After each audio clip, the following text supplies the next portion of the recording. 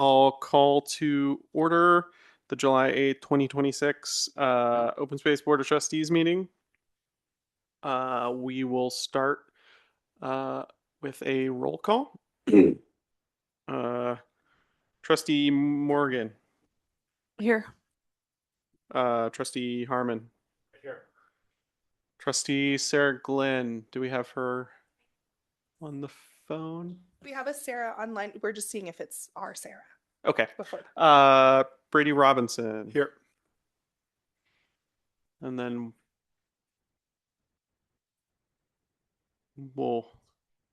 should we wait? Okay.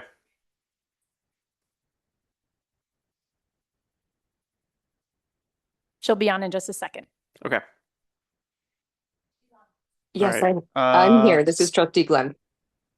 Awesome. Thank you. So everyone's present. After that, we'll move on to approval of the minutes from the last meeting. I will note that I was absent at this meeting. But we'll go through it page by page here. Are there any changes on the first page?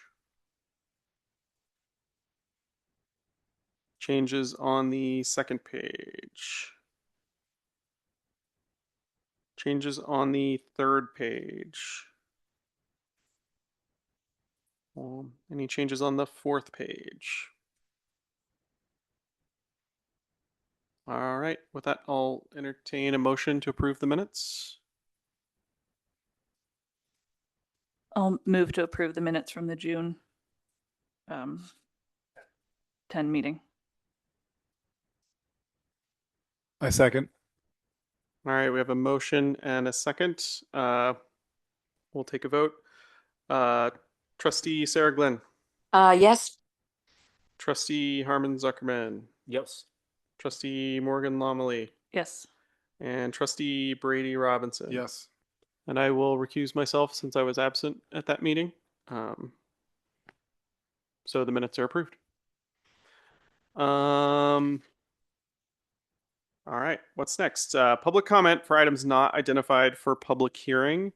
I will note that we do have a public hearing tonight on a consideration of a proposed November 2026 ballot measure about adding fire mitigation as an open space use. So if you have comments on that, please hold them until later in the meeting. This is for time for comments on anything else not related to that. So you want to read the rules of decorum, Sam? Yes, thank you. The city has engaged with community members to co-create a vision for productive, meaningful, and inclusive civic conversations. This vision supports physical and emotional safety for community members, staff, and OSBT, as well as democracy for people of all ages, identities, lived experiences, and political perspectives. For more information about this vision and the community engagement processes, please visit this link. The city will enforce the rules of decorum found in the Boulder Revised Code, including participants are required to sign up to speak using the name they are commonly known by, and individuals must display their whole name before being allowed to speak online. Currently, only audio testimony is permitted online. No attendee shall disrupt, disturb, or otherwise impede the orderly conduct of any city meeting in a manner that obstructs the business of the meeting. This also includes failing to obey any lawful order of the presiding officer to leave the meeting room or refrain from addressing the board. Only one person at a time at the podium unless an accommodation like an interpreter is required. All remarks and testimony shall be limited to matters related to city business. No standing in or otherwise blocking the aisles in violation of the fire code or in a way that obstructs the vision or audio of other audience members. No signs or flags shall be permitted in council chambers except for one sign held by a person with the sign measuring no more than 11 by 17 inches, which is held no higher than the person's face. No participant shall make threats or use other forms of intimidation against any person. We ask that you not affix items to the podium or dais or walls or other surfaces of the chamber. Signs, flags, or other items used to communicate must be held by one person when displayed. Obscenity, other epithets based on race, gender, or religion, and other speech and behavior that disrupts or otherwise impedes the meeting will not be tolerated. In-person participants are asked to refrain from expressing support or disagreement verbally or with sounds such as applause or snapping, with the exception of declarations. Traditionally, support is shown through American Sign Language applause or jazz hands. If you're joining in person and would like to speak during public comment or items identified for public hearing, you can come sign up here if you haven't had a chance already. and we'll call you up to speak at the podium. If you're joining online, you can click the raise hand icon on the bottom, or I don't see anyone joining by phone, but I can go through that as well if we have anyone that joins by phone.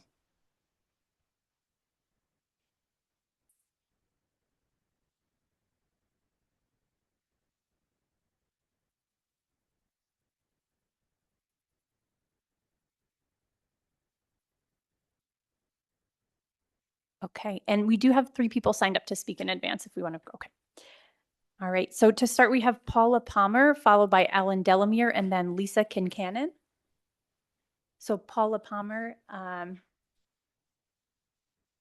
do see you're joining online. Paula, you should be able to unmute yourself now. Yes.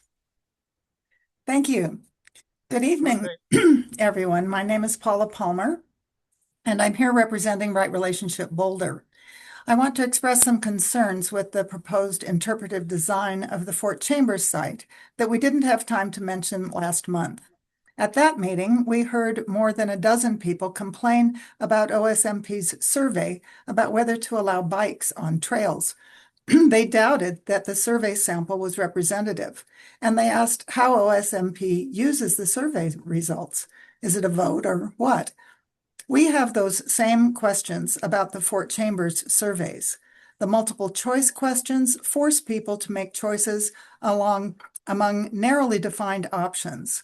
It reminds me of a parent giving a 3-year-old the illusion of autonomy by letting them choose between broccoli, peas, or green beans. What the kid wants, ice cream, is not an option.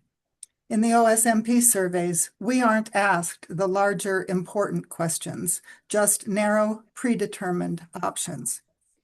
And we wonder who filled out the Fort Chambers Interpretive Design Survey. How many Native Americans? How many historians? How many design experts? We are fortunate in this community that many people are willing to share their expertise and knowledge. The Museum of Boulder, Margaret Cole, who wrote a biography of Chief Left Hand, Native American professors at CU, History Colorado, and our own Right Relationship Boulder members. Has OSMP reached out to any of these experts and organizations? I know that some have taken the initiative themselves to express their concerns about the interpretive design. For the last couple months, Right Relationship Boulder has been asking to meet with OSMP staff and the Studio Tectonic consultants. And eventually, Dan Burke told us arrangements are being made for such a meeting. But that was 4 weeks ago, which is why I'm here speaking to you again tonight. The city's website about tribal consultation reads, quote, "While the City of Boulder has a framework for consultations with federally recognized American Indian tribal nations, city staff also recognize the importance of collaborating with local Indigenous communities and organizations." The OSMP Master Plan on page 163 states the same thing and adds, quote, "We will also support local organizations to help the community understand, honor, and promote knowledge of American Indian tribes." Right Relationship Boulder's Native and non-Native members care deeply about this community. We respect the city's government-to-government relationship with the tribes, and we still hope to help OSMP present our history accurately so we can learn from it and work together to build right relationships with the original peoples of this land. Thank you for your comments, Paula. Okay, next is Alan Delamere, followed by Lisa Kincannon. Alan Delamere, 525 Mapleton Avenue. I've lived in Boulder for 50 odd years. The first major open space activity was picking up beer cans and bottles on Flagstaff immediately after we got open space. Open space is very close to my heart. I'm going to start off with just a reminder. A few years ago, Dan assigned a senior manager to work with me on a list of 14 fire mitigation issues. And we did a walk in the Sanitas Valley, and up at the top end. We looked at the area, and the suggestion was to make it so tanker trucks could enter the valley at the top end so that they would be able to get water down the valley. The other thing I showed was the homestead, where at one time there was a concrete horse trough, and there's a spring there, and that's a good location to put a emergency water tank. Then as we walked the rest of the way down, we looked at the forest at the bottom, and we looked at the litter. Now this was 3 years ago. The litter, nothing, it's still the same as it was, except with the high winds, there's even more litter today. So you're left saying, okay, open space knew about this litter problem years ago. The manager and I, we both looked at it. We decided it was an enormous task. It's even bigger task today. So I'm imploring action to be taken place. Now, the only way I see that it can happen is if there's a change in the open space charter, which makes fire mitigation the #1 priority for open space. Only when it becomes #1 is it going to get the attention it really deserved. We've known about it for years, so it's time to take action now. Thank you. Thank you, Alan. Okay, next is Lisa Kincannon. Lisa, you should be able to unmute yourself now. Thank you very much for taking my question.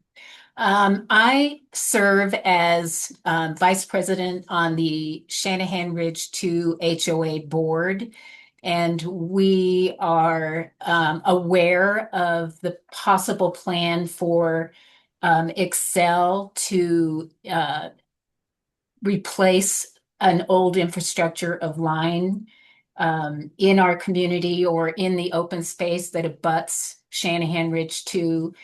And given your plans to install a new electric utility line shown in the map, which is on page 28 of your packet, we're very concerned that this may damage or destroy our irrigation system with its computerized auto timer located within that red line. There are two 50-year-old plus ponderosa pines that are approximately each 75 feet in height. And then that's shown directly south of lots 57 to 59 on your map. And also there's a large ponderosa pine just over the fence across from lot 52 that is just abuts our split rail fence in open space, and that is over 45 feet tall.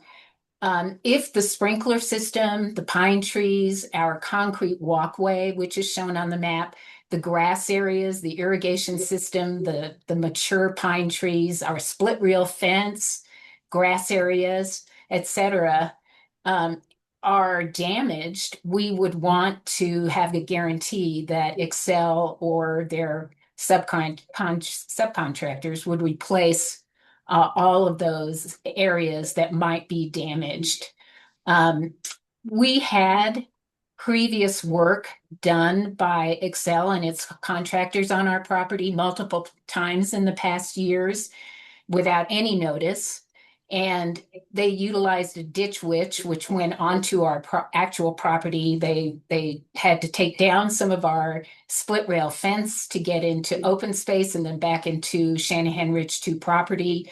Damage was done to the fencing, our irrigation infrastructure, and grassy areas, and there was no replacement or repair done by Excel or its contractors.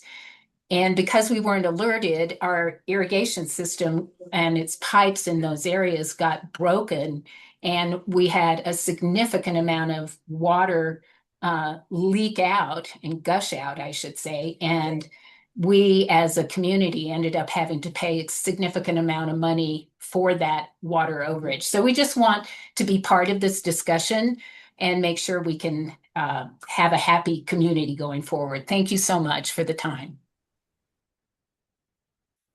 Thank you so much. Next, if you're joining online and would like to speak, you can go ahead and raise your hand now. First, we have a hand from Ayana Real.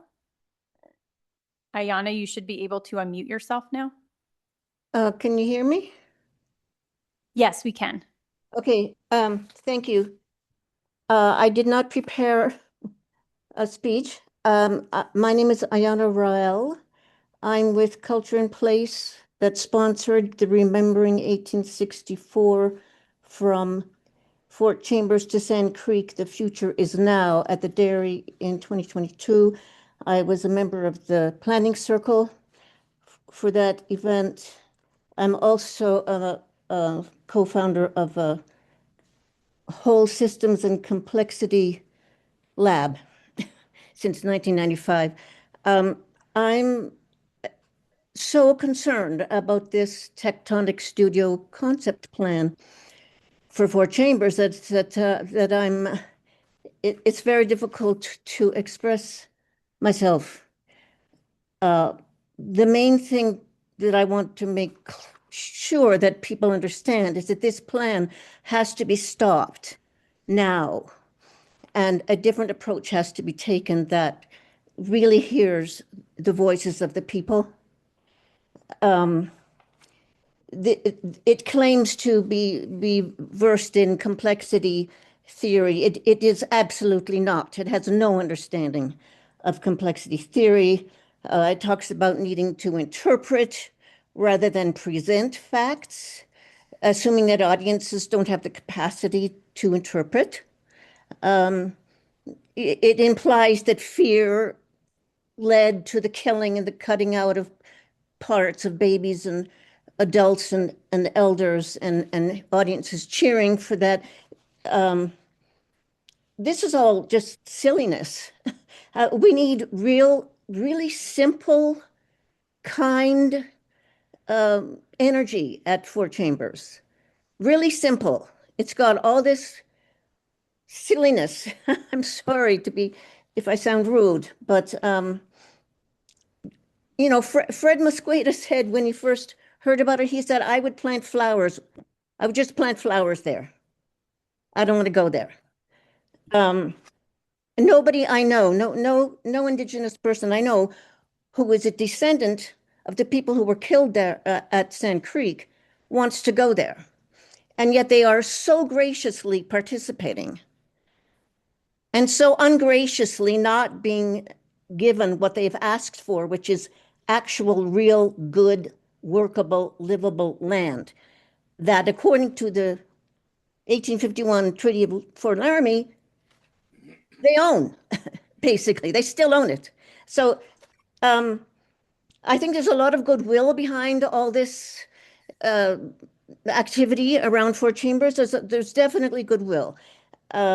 But there's a lot of misunderstanding and a lot of just forging ahead like a machine without just staying with the simple truth and fact. Thank you. Thanks so much for your comments, Ayana. Next, we have Lynn Siegel. Lynn, you should be able to unmute yourself now. Yeah, I can't follow your directions that you read me the riot act and you say I have to display my name. I guess you don't understand. There are no video windows for the public. There should be, and there should have been from the very start. This is completely criminal as far as I'm concerned. You have no excuse. There's no Zoom bombers threat here. Zero. What you need is to do right by the people, like every single person that's spoken so far has laid into you, and justifiably. And why do I have to agree with them? Because they're all right. But I don't hear this kind of discussion because there's no iterative discussion with the Open Space Board of Trustees, and there really should be.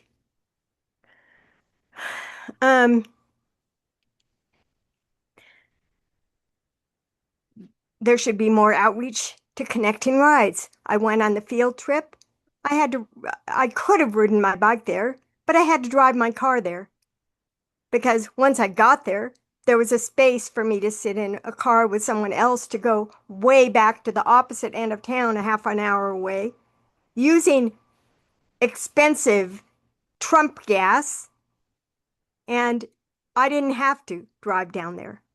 You could have coordination ahead of time for people to join and carpool together and get there together and then transfer together. And then you might get more participation, which there were only 3 people that came before. Your dollars are way down. 300 million, is that how much we're in deficit on OSBT, on purchase and maintenance? It's pitiful. What Alan said is completely relevant. You need to make wildfires number 1. It's going to be discussed later. Surveys, you betcha. I haven't done a survey in decades. They're all push polls. Sorry about that, but it seems to be the case with your board as well. Talk about waiting for things to happen when you make a request. I got a retrofit on my property, an energy retrofit. I've been waiting 1 year and 9 months now for them to fix it. Every single thing they did is a complete disaster. And now I've got rain in my bedroom because I've been waiting 15 years to get a new roof, to get solar, to get geothermal, and I'm paralyzed by the city of Boulder helping me out with an energy retrofit that's a disaster. Thank you for your comments, Lynn. And if anyone else is joining online and would like to speak, you can raise your hand now. We don't have any other hands. All right. With that, we'll close public comments and move on to matters from the board. First up is trustee questions or discussion on written information, memos, or public comment. Start with the first one, the proposed land exchange. Anyone have questions on that one?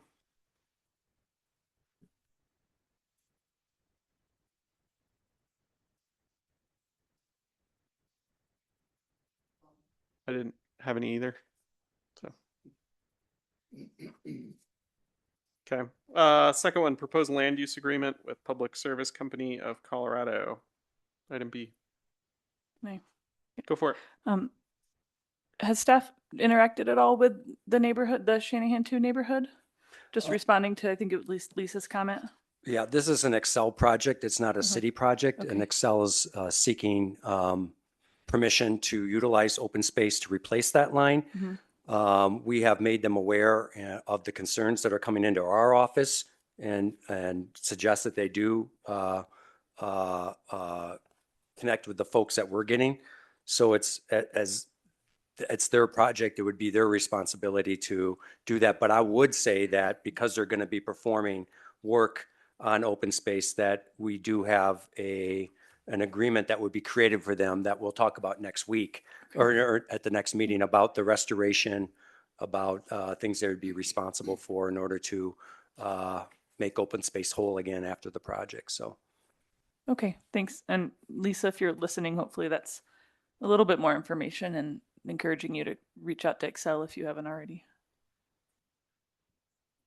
Dan, will that agreement explicitly address that they need to repair or pay for any damage incurred during the project? Do we have that leverage? I've got my own, Yeah. the Lisa has mixed experience with Excel as maybe some of us do. And so I think having things in writing and using what leverage we have to ensure that they follow up on that commitment would be great. Yeah, we could check into that. Just to note that the proposed project would be on the open space land, not on the private property. But if there is infrastructure that needs to be protected on the open space lands, we will certainly bring attention to that. Yeah. But you're saying we can't mention what happens on private properties as a part of our. If this project extends onto the private lands, the city that would be off of city jurisdiction. an effort. And so the portion of the project that would be on the open space lands, certainly we would have the full ability to have a contract and an agreement in place that addresses any issues from the open space perspective. But I'm not aware of the micro details of the project. We can talk about it next month. And if that's something that you want us to explore a little bit about, does the project go on to private property? And if so, is Excel aware of those things and what do they do for private property owners and on those adjacent lands? But from an open space perspective, I can tell you what the arrangement we will have for our property, and we could talk about that next month in more detail.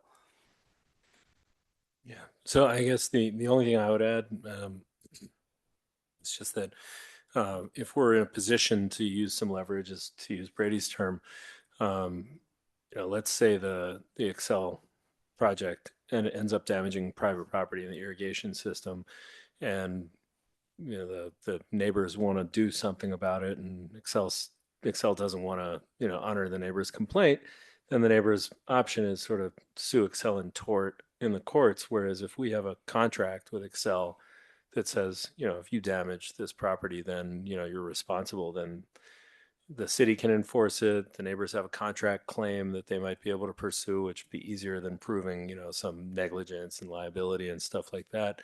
So I don't know what the facts are, Dan. I don't know where the line is, but if you could just kind of take that into consideration, and if we have a way to protect the neighbors and give them a little bit more of a hammer in case something gets broken that's theirs, that'd be great. It seems like there's some nuance around this particular issue that felt like it was glazed over a little bit here, but it says this is not a disposal, but it still requires a recommendation to council. Can you explain why we're not treating this as a disposal? And I believe it's going to be treated under a license agreement. And under the license agreement arrangement, we would be seeking recommendations from the board. And we can bring back more clarification. Yeah, on I the think that nuance would be between- helpful next month, because I know this was just a quick update here, but a little more understanding of what the difference is and why we're going that path with this particular one, because I don't recall doing that in the past. Okay. Thank you. Any other questions on item B? All right, item C, OSMP work plan and 2027 budget considerations.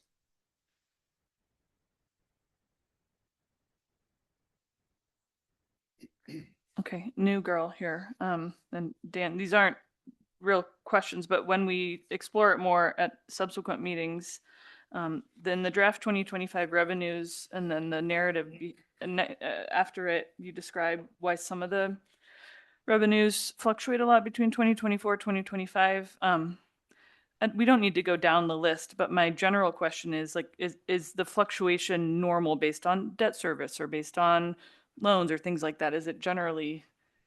Yeah. Yeah. We happen to have our budget expert in the room today.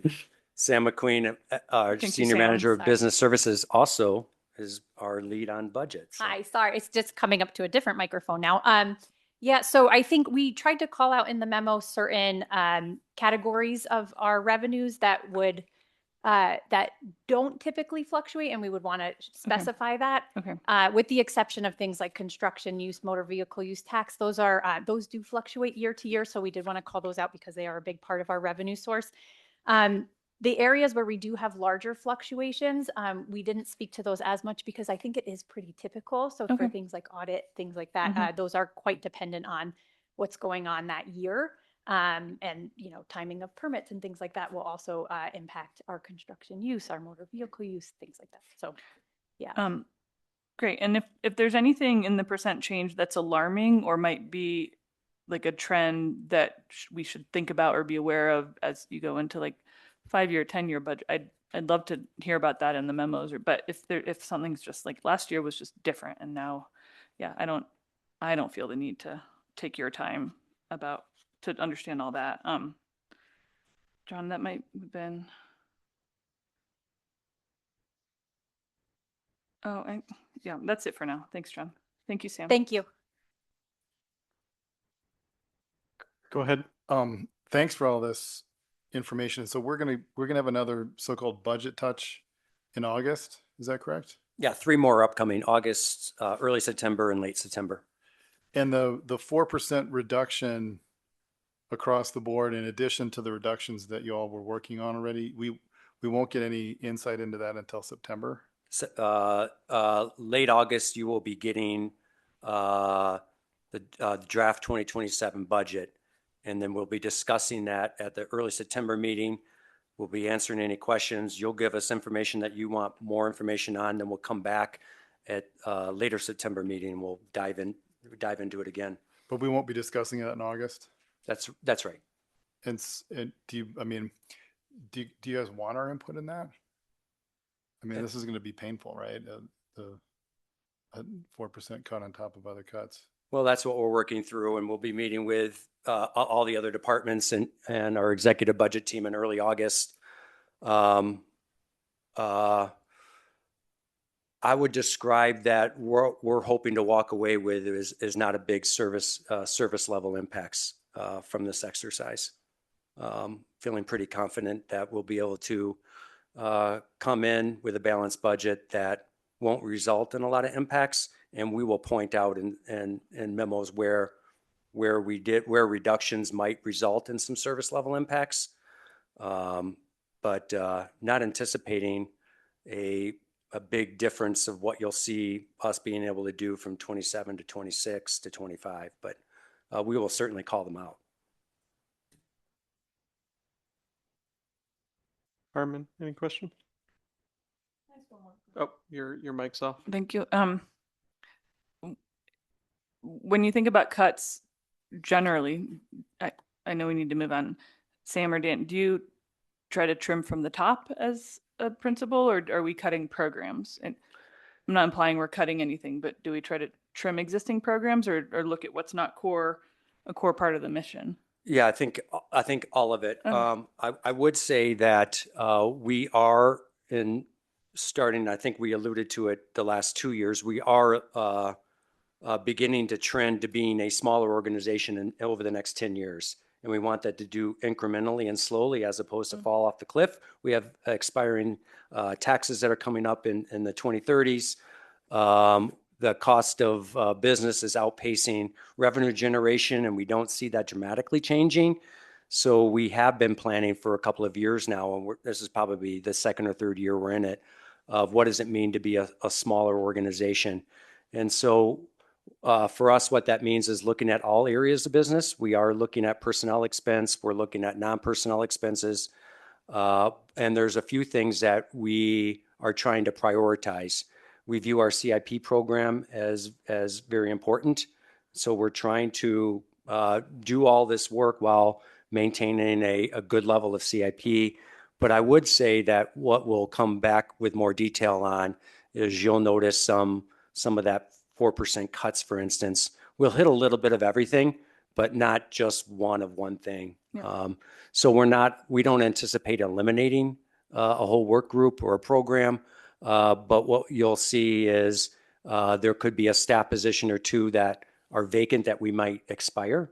Those type of examples. So there will be some possible expiration of staff. There could be some changes in operating budget, things like that. But we'll call all that out to you once it's fully developed and in place. Thank you. Thanks, John. That's it. All right. I had one other item I wanted to bring up. So Dan mentioned we are planning to have 2 meetings in September. The second one being on September 23rd. And I was planning to have that be a virtual meeting, just out of respect for everyone's time. That meeting would just be reviewing the final budget and approving it. We would have a public hearing in it, but I just wanted to see if anyone was violently opposed to having that be a virtual meeting. No violence, no. I would not commit an act of violence. I feel like I poorly worded the question. No, we're picking on you. We're picking on you. That sounds like a great idea. Okay. Yeah. Awesome. Okay. Well, we'll plan on that September 23rd meeting being a virtual meeting. I have two things too. Oh, Dr. okay. Brady, go ahead, Brady. Okay. So the last two meetings, we heard a lot, Dan, about Fort Chambers. Yes. And I was just looking at the look ahead in terms of, our agenda coming up. And I think since we've had so much comment, it would be great to hear any comment from staff that you feel is appropriate at this point, and where we are, just reminding people where we are in the process. When are we going to be discussing this again? And when will we have an opportunity to integrate all this input into something that the public can witness? Yeah, that's great. So we've had so far, so just to bring you back one step, we had a period where we developed a concept plan with our tribal partners sort of in conjunction, and they came and presented to you all about the concept plan. That was sort of approved, if you will, in 2024. And one of the elements that the concept plan called for was to develop an interpretive experience out on the land. And what you're hearing about is that one element of the concept plan. There's also ecological restoration. There's also agricultural continuation of the agriculture. And then there's also some recommendations around the Queen Anne's House. So there's several elements of the whole 115-acre site. What's generating the most discussion right now is the interpretive experience. And so we have a whole side project about the interpretive experience, and it has 5 engagement windows. And we are in the middle or wrapping up engagement window 4. So the first 2 we had, I don't know if any one of you participated, but we had in-house meetings in which the first meeting was a brainstorming meeting. We invited the tribes and community members on. We were whiteboarding and putting up ideas of what type of stories are most important to tell on the site. Then the second engagement window was to kind of dive further into that. That was again in person at the old hub.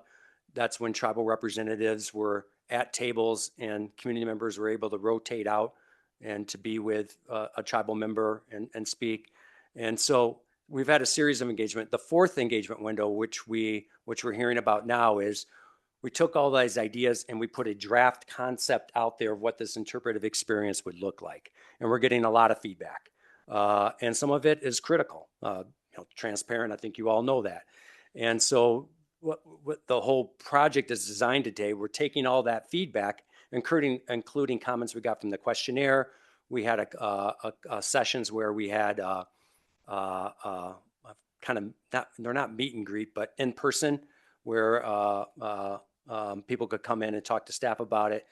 And so we're taking all that feedback, and the whole idea of it is we will refine based on what we heard and based on, again, meeting with the tribal representatives that were appointed by their governments to this project. We will make a refinement to the project and go out again. So we'll take some blame here. Part of it is maybe the folks that weren't here in the very beginning of there's a 5-step process, maybe not know where we're at and kind of think like this was it. No, this is the initial draft that was put out. The whole idea was to collect feedback. We would very much expect to get that you missed the mark here, you missed the mark there. And the idea is to collect all that and work with the tribes, work with our consultant. And I would like to say I did write back to Right Relationship Boulder as part of wrapping up engagement window number 4. There were several groups that had some really good comments that we would like to get clarification on. And so we are planning to hold, a listening session with them so our consultant can hear directly, like, where do you think we missed the mark? What are you saying here? And get clarification. Then we wrap up that engagement 4. We meet with the tribes. We'll let them know about where the engagement landed, where, hey, the thumbs up were here. We missed the mark there. What do you all think? And before we release any sort of second draft of this interpretive experience, we would want to make sure our tribes were in support of that. We are going to provide you with a written update of the final results from engagement number 4. Here's what we heard. So you'll get that wrap up before we go into engagement 5. And engagement 5 is later on this year, and then we'll come back to the board. So, yeah. So we'll have a report of your findings from all this input, and engagement window 5 will open before the end of this calendar year. Yes. Okay. Yes. We're hoping to wrap up engagement 4, I want to say by the end of August. But because of the feedback we've been getting, which is a little bit more than maybe we anticipated. Things are probably going to take a little longer than we anticipated. But yes, the hope is that we will definitely be full launch in Engagement 5 this year. Morgan, did you have one? And I was going to ask about Fort Chambers too, and the email comments we got and hearing from Paula and Ayana were, I mean, it's been thoughtful, substantive feedback. So hopefully it's taken it seriously. I don't doubt it is, but I encourage staff to wrap that into Engagement 4. My last thing was just a thank you to staff for our field trip. I really enjoyed it, and that just the riding with Heather was I look at prairie dogs much differently now and find weed, and having something that we could all do together outside was really great. So hopefully there's more, and I appreciate staff's time getting ready for it and just the depth of content and having the ranchers out, and it was a great time. So thank you everyone for your time for that. Thank you. That's all. Thank you, John. Any other topics? All right. With that, we can move on to the next topic and public hearing. Yeah, I'm going to lead most of this. And again, you're going to get a fairly short presentation from me. And because the time I want to lead to yourselves for deliberation. I'm going to sort of chronologically just walk us all through. So some of this might be a little bit of a repeat for a couple of the steps from the last meeting, but concentrate more on what's happened since the last board meeting to today. And I would just like to preface that this is an evolving situation. Staff is still very much working on this, getting ready for future council meetings that are upcoming in the next month. So we're doing our best to kind of bring you along in a timely manner, but realizing that this is the opportunity to reach out to you. But not everything, not every word is all set in stone. So a little grace on that end.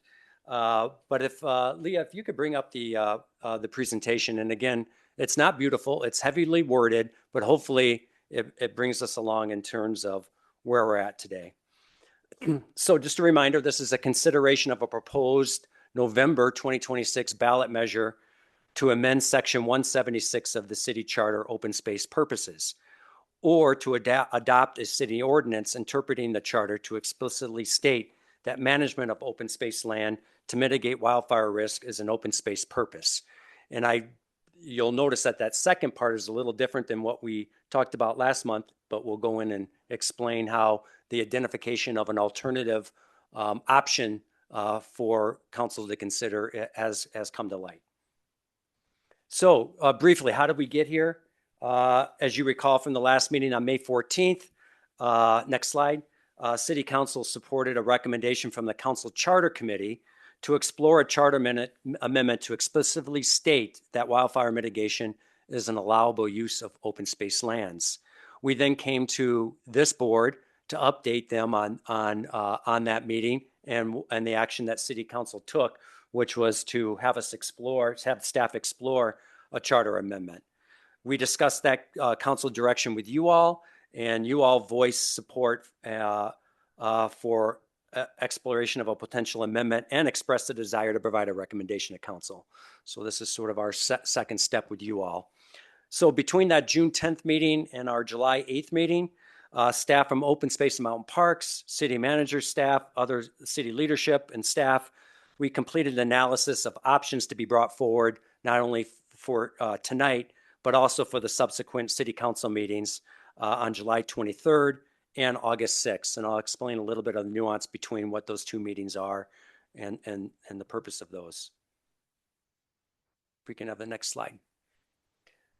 So again, even though we did this work leading up to the May meeting with council, we again reaffirm that wildfire mitigation work on open space is ongoing and currently allowed in city charter. And that was done with this larger staff leadership team that is working on this.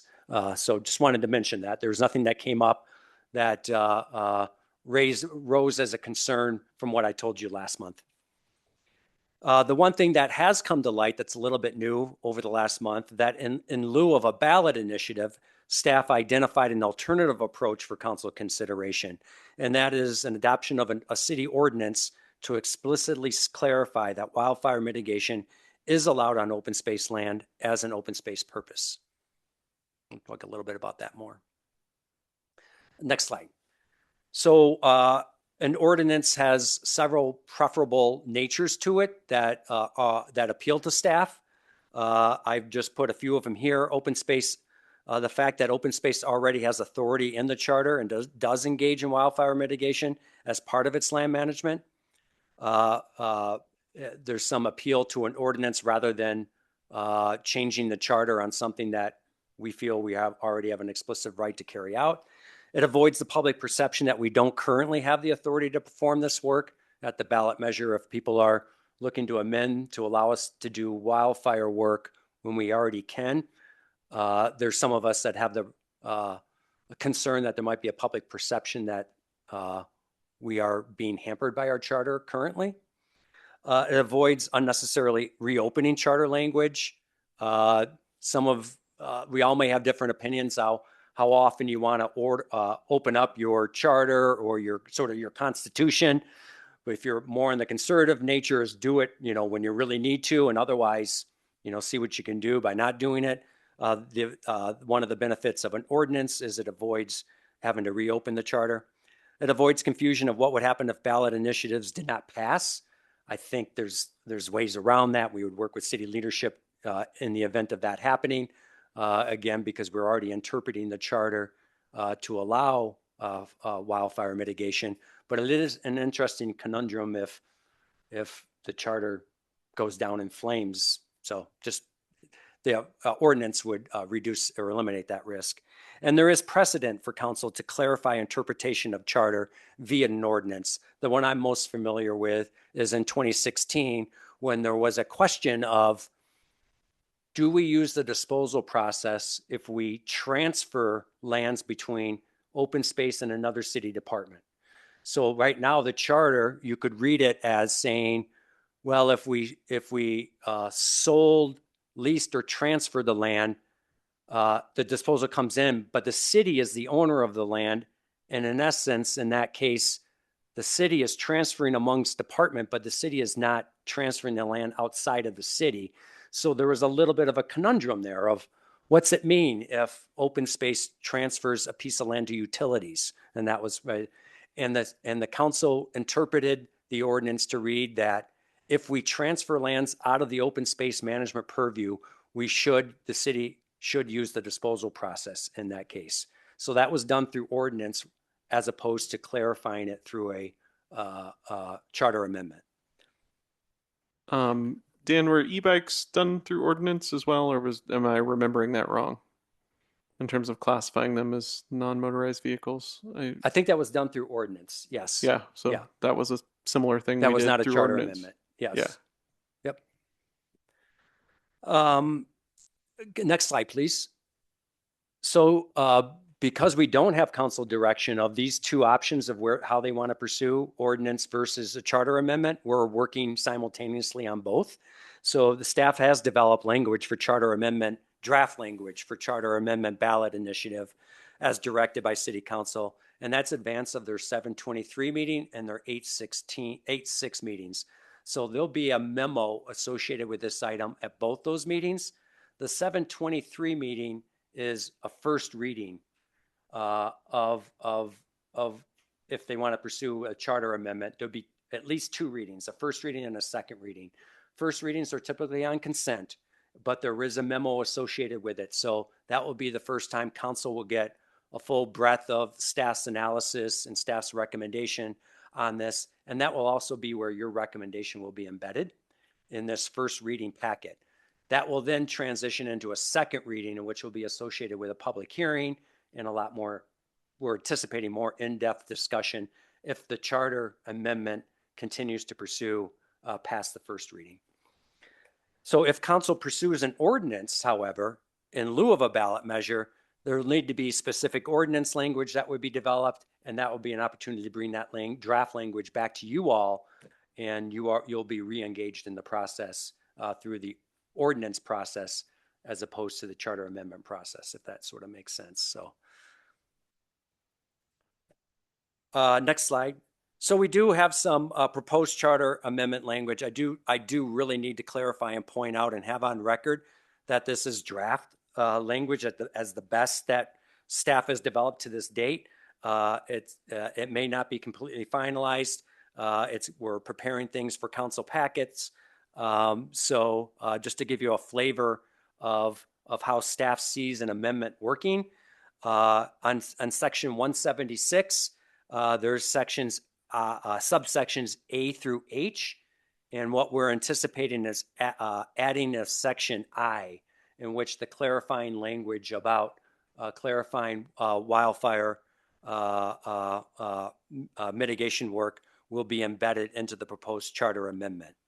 So management of open space land by the Open Space and Mountain Parks Department to mitigate wildfire risks to the adjacent built environment, provided that such mitigation is likely to yield a direct benefit to open space land, is not in conflict with other open space purposes, and as long as budget resources and priorities permit. So again, draft language, but this gives you a flavor of where in the charter a possible amendment could rest within. So if we can go to the next slide, our next steps is OSBT's recommendation will go to City Council with the memo packet for the Council's July 23rd meeting. At the 23rd meeting, Council will consider in the memo the staff developed language for potential ballot initiative to amend the section of 176. And in this memo, as explained, City Council will also receive staff's recommendation to pursue an ordinance as opposed to a charter amendment ballot initiative. We don't have a way of knowing whether that will be picked up at the 23rd meeting by council, but the information will be in there. If City Council passes the first reading of ballot initiative to amend city charter, they will consider their measure at the August 6th meeting, which will include a public hearing, as I alluded to earlier. However, if council directs staff to move forward with creating an ordinance to clarify that wildfire mitigation is allowed within the city charter, staff will return to the OSBT and City Council with ordinance language for consideration in August or September. Next and final slide, I believe. So staff's proposed motion for your consideration is staff recommends that the Open Space Board of Trustees supports either a charter amendment or ordinance that supports management of open space land to mitigate wildfire risk to the adjacent built environment, provided that such mitigation is likely to yield a direct benefit to open space land, and as long as budget resources and priorities permit, and so long as such mitigation does not conflict with Charter Language 176. And with that, we'll go to clarifying questions, I think, John. You'll then convene a public hearing, and then we'll go into the deliberations. All right. And reminder for the board, clarifying questions here. We'll have time for discussion after the public comment. Dan, I have a question. What is the charter section 176 that you referred to in that last slide? That is the open space purposes section of the charter. And that's where it lays out the A through H of what purposes on open space land are permissible or acceptable. So it's open, the section begins, Sarah, with open space land shall be acquired, maintained, preserved, retained, and used only for the following purposes. And then it lays out A through H of what those purposes are. And if the council would like to pursue a charter amendment language to add wildfire resilience or mitigation work as a purpose, we would, right now, the thought is we would add a section 176I to that list of purposes. Uh-huh. And are there purposes that so I assume there are purposes that you're concerned would be in conflict, or there could be potential conflicts there. Could you illustrate where there might be, where wildfire resilience might come into conflict with other purposes, use purposes? Yeah, I would say that, again, just to reiterate from last month, is that we have not come across a situation where we feel there's a conflict in the charter or that we are unable to do certain work based on charter restrictions or the wording of the charter. I would say, like any work on open space, whether it's where to build trails versus where to preserve for an HCA, there's emphasis of work of where you have to make decisions of how much more do we want to do in this area versus that area. I don't view that much as a charter conflict and as a management decision. So for instance, so Sarah, I'm not seeing an example of a conflict. I would view that, like all of our purposes that we juggle, that there's certain considerations of how much resources do we put in area 1 versus 2, or if we put a trail in here, it's going through very high quality habitat. Can we put it somewhere else? I guess those can be viewed as conflicts, but I think those are more management challenges than charter conflicts, if that makes sense. It does. Okay, so then that clause there, it seems very specific that it's been added into the language, so long as it doesn't conflict. Why is that there, or what was the thought process behind that, to include that? Do you happen to know? I could give you my best guess. Again, this was a whole team working on this. I certainly Yeah, had sure. input, and I would view that it's an opportunity. So open space land, if you look at the full charter on open space, there's also open space 171, which is functions of the department, and kind of laying out that the open space department led by the director is the entity to carry out the management and purposes of the land. So I think some of the language in there about that the management be done through the Open Space and Mountain Parks Department is making sure that there wouldn't be a conflict with 171, for instance. That's some of the language that's been added in the draft. As far as potential conflicts, I would say that if you're going into a gray area, let's just bring up an example of building a fire station on open space land. The fire department is seeking to find a location for land. They see a nice piece of open space that, hey, that would be a good place, and they want to build a fire station on open space land. That could raise to a level where there could be a conflict within the charter.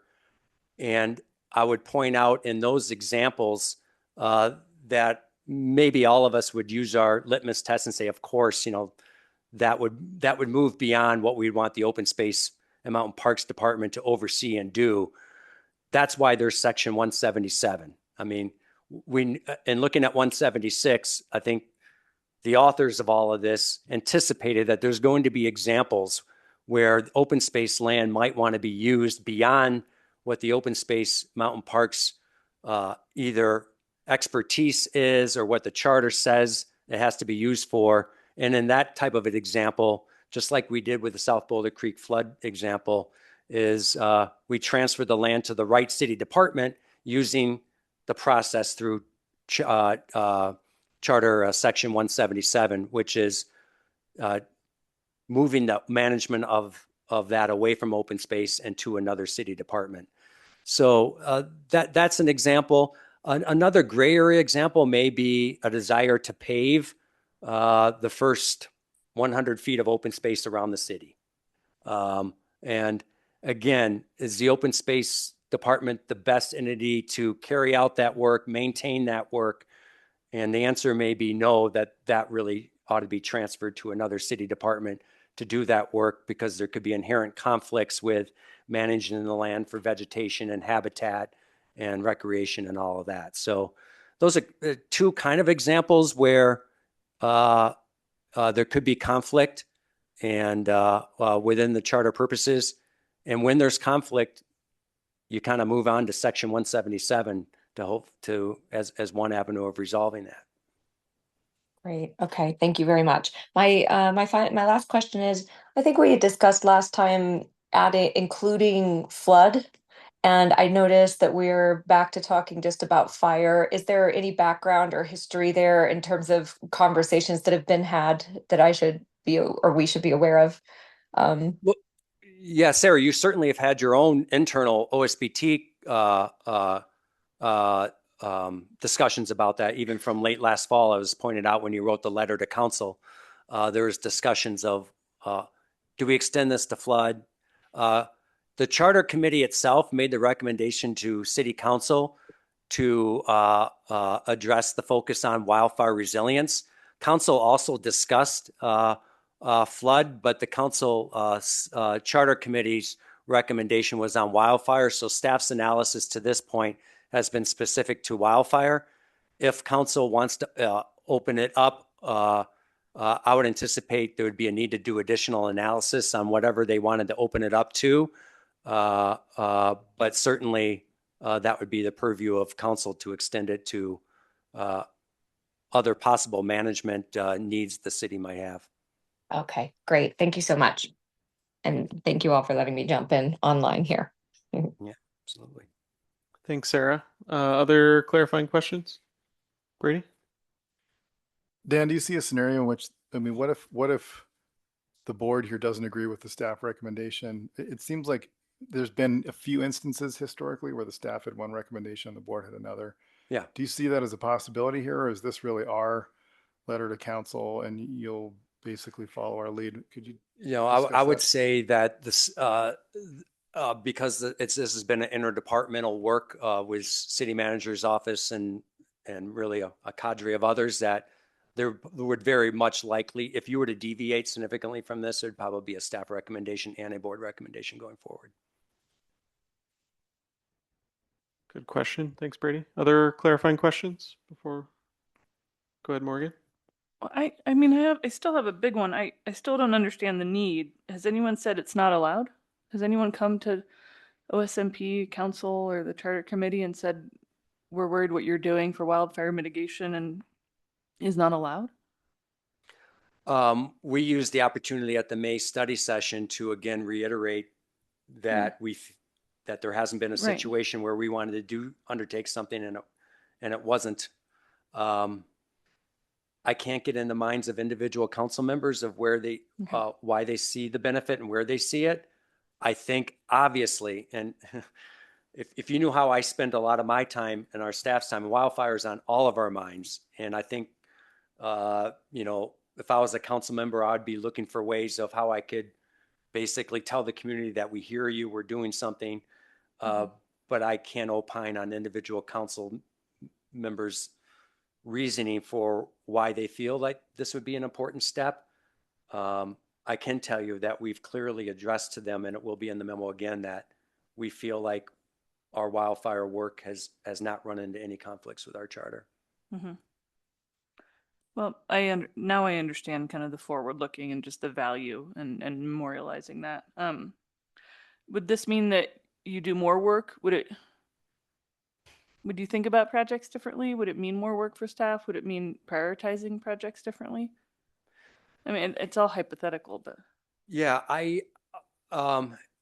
if it's more of a clarification, I do not, and you asked for unintended consequences at the last meeting. Is there any unintended consequences to policy and budget? And I think what has been constructed here is to avoid unintended consequences. I think for me personally, as an open space director, that if something really broad was created, would I suddenly be needing to be in charge or overseeing activities that our department does not have any expertise on, like building a fire station, or would the open space fund be asked to participate in activities that are, again, depending on how all the wording is crafted, would the open space fund be asked to fund something like paving the first 100 feet, or when it doesn't have an open space benefit on our system itself? So those are some unintended consequences that come to my mind. But based how things are constructed now through the staff's recommendation, I don't anticipate a lot of unintended consequences. I can tell you that every day we're brainstorming and seeking ways to accelerate our program with the resources that are available to us. And last pesky hypothetical question: if there's no ordinance or no charter amendment, life goes on I mean, the work continues in depth and I understand the desire to show the community that there's a lot of work underway, but if there's neither of these, it doesn't really stop the good work staff is doing right now, right? That's I mean, right. yeah. Okay, thanks, Dan. Yep, John, that's it. Harmon, any clarifying questions? Well, with that, I think we can move on to public comment. Or Thank you. the And we public have, hearing. oops. Yeah, we have one person signed up to speak in advance. Joining online, Lynn Siegel. We're just going to get this set up. There we go. You should be able to unmute yourself now. Yeah, it's critical, wildfire, of course. I thought there was something that came up lately in the social media about the connection between the DDA, the design, downtown design organization, and this subject. But yeah, one thing that I was thinking of is the determination of when something that appears to be a benefit is maybe not a benefit, and how you determine that. I mean, a lot of the Boulder Valley Comp Plan talks about public benefit, and that's very nonspecific. That's why I don't really have much faith in the, well, I'm not religious anyway, in the BVCP, but so far as I completely agree with Alan Delamere that it has to be the number one priority because, you know, like the Aspen fire, if that's what we end up with, what's the point of having all this open space? What's the point of having it for recreation and such? And then as to how this all gets funded, wildfire is going to have to be funded. You know, we have the cows out there eating grass, or we have, you know, whatever projects going on to mitigate.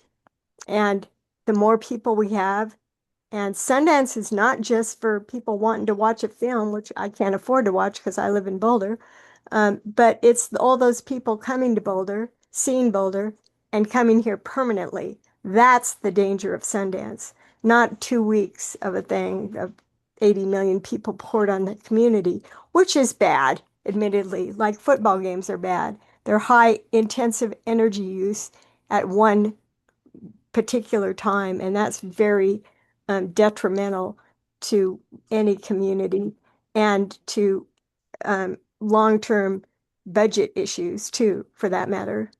But yeah, it has to be priority, of course, and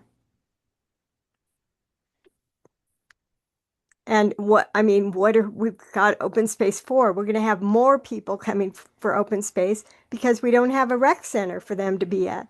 So they're wanting to go up to the mountains because they haven't got something in town to do. So you're connected with the Parks and Recreation Department in spite of yourselves, in spite of being Open Space Board of Trustees. Done. Thank you, Lynn. Hey, and if you're joining online, you can go ahead and raise your hand if you'd like to speak. Next, we have Ayana Real. Ayana, you should be able to unmute yourself now. Okay. So I don't know this. I can comment about the fire thing, right? Yes, we're Okay. talking about adding fire to the charter. Okay, so I'm just concerned, I'm deeply involved in this topic, but I am in the mountains. I don't know if this is actually referring in some way to thinning and logging. If you live in or with a forest, as I do, it's easy to see that thinning and logging simply reduce diversity, dry the soil and vegetation, and allow for increased wind speeds, and that the problems here are wind and drought and dryness and exposed electrical infrastructure, and that the science to protect human beings, if this is what you're interested in, the only science that shows them being protected in domestic buildings is hardening, home hardening around structures and 100 feet of defensible space around structures. And also the fact, that fires are 85 to 97% caused by human beings. So I'm concerned about the wrong impression people have that cutting down trees is going to prevent fires, which is it's just been shown scientifically to be wrong. Even Boulder, I'm not sure it's the county's or the city's own report. I have a copy of it, shows that the thinned terrain burnt worse in Boulder County in a specific fire. I'm sorry, I don't have all the details. So I'd like to encourage the formation of a scientific advisory council. And I recently was exposed to Brett Kencairn, who is already on city staff, he very clearly expressed an understanding of canopy cover necessity for protecting soil health and diversity, which is absolutely crucial for protecting the planet. So I don't know. I have never heard of Brett Kencairn before, and I'm on this, and I'm totally, I'm working 80% of my time on forest fires and forest health, and so I'm just wondering if a little bit of integration, perhaps, of science is definitely called for. Thank you for your comments, Ayana. If you're joining online and would like to speak, you can go ahead and raise your hand. We don't have any other hands. All right. With that, we'll close the public hearing on item 5 and open it up to the board for deliberation. Who wants to start? Okay, will do. Go for it. So,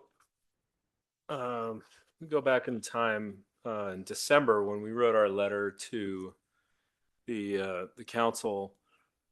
One of our priorities was to consider promulgating an amendment to Charter Section 176, which would make it explicit that open space lands may be utilized for wildfire mitigation.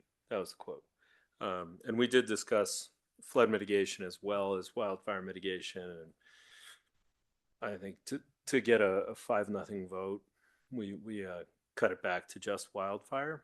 But there was also interest in multiple members of the board to include flood. And we talked about how, at least in my opinion, the concentration on fire at this point is a recency bias. If you'd gone back a few years before the Marshall Fire and after the 2013 flood, the real emotional reaction from the community was to flood damage, flood danger, flood death, flood loss of property, flood fear. And I didn't want to lose that in the mix. As far as the going with an ordinance instead of going with a charter amendment, I think one of the chief advantages to going with a charter amendment rather than an ordinance is that it's sort of saying to the people of Boulder, put your money where your mouth is. It's not just 5 people on a 9-person council that get to choose what we do with open space land, what we do with your money. If you think it's that important that you're willing to change the charter, then when we, want to spend significant resources on hazard mitigation, you bought that, you asked for that. And I think in a lot of ways it takes some of the pressure off of staff and off of council to say to the public, hey, is this really a huge priority for you? If so, vote for it. And I think that if they voted against it, if the populace voted against it, if we voted against it as a populace, it doesn't change anything about what open space can or can't do. It's not saying that open space land cannot be used for hazard mitigation. It's just saying we don't want to change the charter. That's all it is. So my thought is, okay, I got two more things. One is that I think that the language that was proposed is sort of belt and suspenders and maybe a little over conservative. It's important to remember that at the end of A through H, the different things you're allowed to use open space land for, the open space purposes, preservation for or restoration of natural areas, preservation of water resources, all these things that are in that list. Um, there's a catch-all at the bottom that says open space land may not be improved after acquisition unless such improvements are necessary, not advisable. Like, we think the fire station would be good here. Necessary. This is the only place we can put a fire station in the world. That's what necessary means. So open space land can't be improved after acquisition unless such improvements are necessary to protect or maintain the land or to provide for passive recreational, open agricultural, or wildlife habitat use of the land. So I don't think we need to put that caveat where, we're only going to be able to use open space land for wildfire protection if it doesn't conflict with open space purposes, because there's already a catch-all at the bottom of section 176 that says that. So I think, we may be making a little bit too big a deal out of that. The charter already protects open space land for open space purposes. And what I'd really rather see is just a more broad definition of what we're trying to protect against. And I think that the industry term is hazard mitigation. And it's not wildfire specifically, it's not flood specifically. If there's a whole bunch of dying trees and we're concerned that there might be a high wind event that creates a blowdown, that's a hazard. We can mitigate that, right? And I know we can already do that, but I think that the public wants to know that this is a priority in this time of natural hazard. And so I think that the term hazard mitigation covers that. And so, what I would like to do is just propose language that mirrors language that's already in section 176. So we'd add an I after H that says utilization, open space land can be used, right? All the different purposes. And then one last purpose would be utilization of land to mitigate hazards to open space land and adjacent urban and agricultural areas. Because we want to utilization of land to mitigate hazards to open space land, to itself, right? Like, that's why we thin forests as much as we do it for preservation of our own interests in the wildland urban interface. We do it to protect the land. And Dan's right. You can argue that that's already in the charter, but this is making it more specific. So, I don't want to lose that the hazard mitigation is to protect the open space land itself, as well as adjacent urban and agricultural areas. And built environment's a term that was proposed on the draft motion. And the term built environment doesn't live in section 176.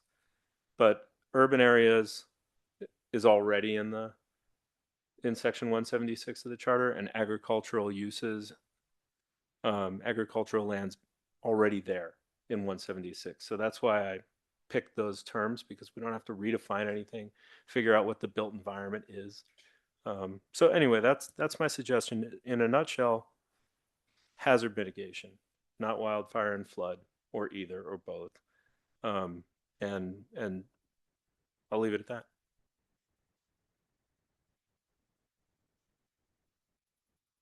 Thanks, Harmon. Morgan or Brady? Okay. Harmon, great comments. I agree with a lot of them. A few items for discussion. One is the catch-all at the end, 176, doesn't name the purposes. It names a subset of the purposes. So if we add hazard mitigation to the above, but hazard isn't called out again, then we can't make improvements as necessary by my reading of it, because it doesn't say that that can be that. Yeah, like I said, it's a subset of the purposes. It calls out passive recreation, open agricultural or wildlife habitat use of the land. Doesn't mention the other ones. So I don't know if we add something above and don't add something there, if that's potentially inadequate. Your attorney's mind. I'd like to hear you respond to that. But while I have the floor, the proposed language is so out of keeping with the flow of the charter. I don't. Sorry, I don't. I think it's. I totally disagree with that approach. Naming budget resources and priorities permit, and so long as mitigation doesn't conflict with other. I mean, that's all implicit. So I just think it's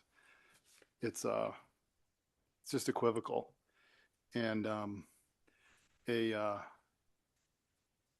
I may, Charles Wilkinson, one of the great environmental attorneys, complained about how environmental law is often so poorly written, and that at its best, like the Wilderness Act, it can be beautiful. Well, maybe making the charter beautiful is beyond the scope here, but we can certainly not muck at one of the most important passages with this equivocal addition. So I would say, whether or not we add mitigating hazards, or call it wildfire, I would like it to keep the style and tone across the paragraphs.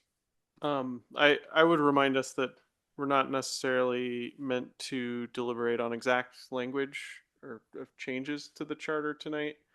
We're trying to decide if we want to indicate to council that we would support making changes, and then at a future meeting they're going to come back to us with proposed language that we would get to weigh in on. At least that's If I could clarify that. Yeah, could you clarify, Dan? If they would like to go the ordinance route, future ordinance language would be brought back to this body.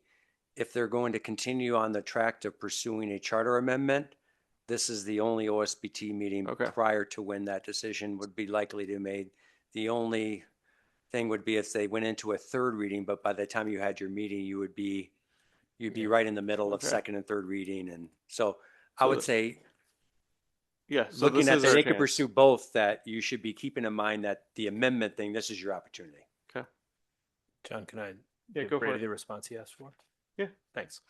So Brady, when I read the catch-all at the bottom, I know it doesn't touch on all A through H purposes, but what it is it's not naming those purposes. Again, it's limiting the uses of open space land. It's saying we just said open space can be used for A, B, C, D, E, F, G, and H, but it can't be improved after acquisition unless the improvements are necessary to protect or maintain the land, or to provide for passive recreation, open ag, or wildlife habitat use of the land. So if you can say, hey, look, the paving of the 100-foot perimeter in the WUI, the last 100 feet of open space, may be really good at protecting the city from fire, but it's not necessary. There are other things we could do to protect the city other than paving. That's not the only option. So you could shoot that down. You could shoot the paving down by using this catch-all. I think necessary does a lot of work in this clause here. And you could say, the paving, it's not necessary to protect or maintain the land or to provide for passive rec, open ag, or wildlife habitat. It's a really effective way of stopping fire in its tracks, but it's not the only way. Right. Okay. So by your reading, if fire was mentioned above, and could it be improved for fire mitigation as it's written? So I think that if we had fire mitigation as an open space purpose that was permitted in the A through H, now A through I, then everything we do for fire mitigation, which is a permitted use, would have to also not conflict with the catch-all, right? So you could say, oh, we got to build that that fire station in the open space, right? Because, hey, we can use open space land for wildfire mitigation. But then you go down to the catch-all and say, but is putting the fire station on open space necessary to protect the land? No, you could protect the land by putting the fire station on other property that isn't open space. So that would fail. So I So think by, it addresses the fire station slippery slope argument. I think is it's what you're already in saying. the charter. It's already addressed, is what Yeah. I'm saying. Yeah. What's already addressed is the possibility of putting a fire station on open space. Right. Because you can't do it unless it's And you're saying compliant the with word, that catch-all at if the we end. were to amend it, we would actually limit the opportunities to use open space to mitigate fire in the city or on open space lands. No, I'm just saying that if there's a desire and the city's asking, people are asking for it to be made explicit that open space property can be used for hazard mitigation, then we can put that in the charter purposes Little I. for open space land. So, John, I'm sorry. Go ahead. Finish, Brady. Are we making a recommendation? Are we voting on ordinance versus charter? Are we just, is it kind of a consensus or just a discussion? We could also indicate to council that we are open to both options, whichever they decide is Okay. is the best, right? And ultimately, that could be the best option. We could also decide, hey, we only think it should be a charter amendment, or we only think it should be an ordinance, or we could say we support this regardless of which path council decides to go down. Are you finished, Herman? Okay. The more I think about this, the less I understand the need for it. And I think it's a capricious response to a few individuals who maybe aren't paying attention or maybe overthinking it.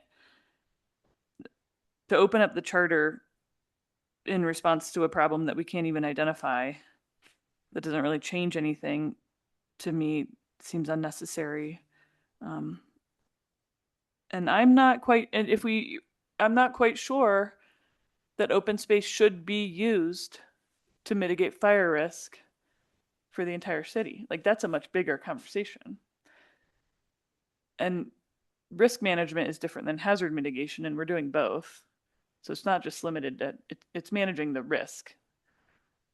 We know the tree might fall. How do we address the tree? I don't think that tree will fall. Unfortunately it falls. If I had to pick, it'd be, if an ordinance meets the charter committee desire to reaffirm that commitment, really it's a commitment. We already have the money for it. We already have the staff. We're already doing the projects, but just reaffirm the value and the principle and the commitment. I think we can accomplish that with an ordinance. I don't see the need to open our just precious open space charter for something that's pretty narrow. And to meet more of a public need than a real substantive need. That's kind of where I'm at. I'm fine with, if you want to do little I, like, I could probably discuss that and be convinced, but the way that Brady, I agree with you, the way it was proposed, I think isn't consistent with the rest of the language, a little bit too granular, if we're really just responding to a desire to commit to managing the risk and mitigating the hazard.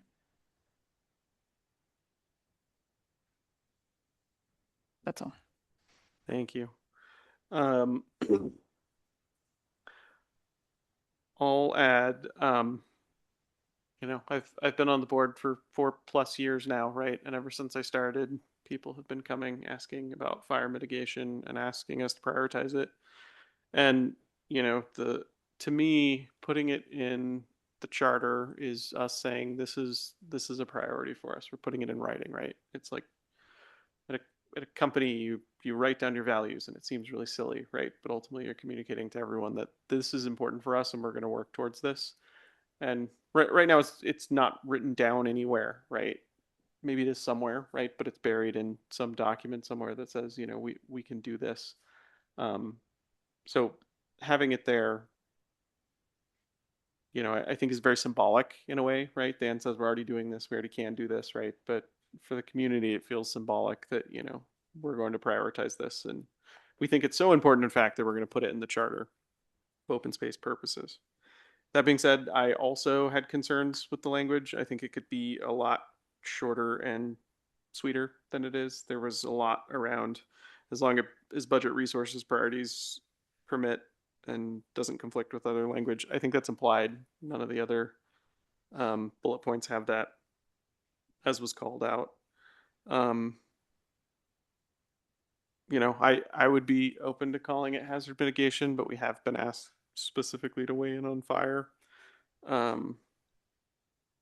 So I could see it. I'd be supportive of going either way on that.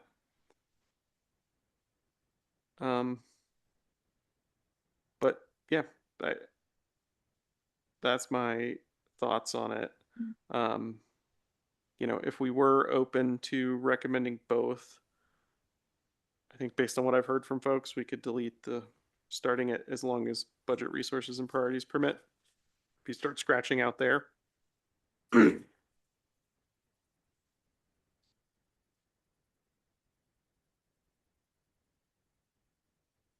John, whenever you are finished, I would also love to chime in on this Okay. one. Yeah. I think that was my thoughts, but I Yeah. think, based on what I'm hearing from everyone, that could potentially be a way we could get to something we're all more comfortable with. So, Sarah, you want to share your thoughts? Yeah, I really appreciate actually hearing from all of you first, and I've really been listening and taking into account your different, I would say, the different things that you're adding to the conversation here. Um, I think starting with Harmon, what you said, I really do. It's comforting, and I really appreciate your comments about how there's a lot intrinsically already built. There's protection built in to the charter, so that adding this to the charter does not mean like we can all calm down. It doesn't mean the idea of unintended consequences and this takes over and we're going to end up with a big flashy, the fire department's going to put a firehouse right there. I don't know, next next to the Chautauqua cottage or something.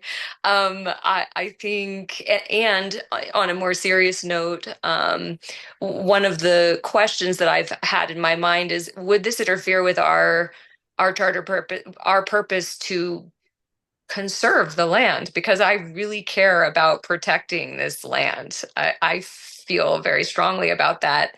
And sometimes it can come into conflict. The person who spoke up about, if we unnecessarily are clearing trees, there are unintended consequences if we aren't very considerate. I know as a department, we're very considerate. I know we're very committed to conservation, and I want to make sure that we keep that intact. So it was really helpful to hear your perspective, Harmon, on, and jump back in and correct me if if I'm not hearing it correctly, if I'm wrong here.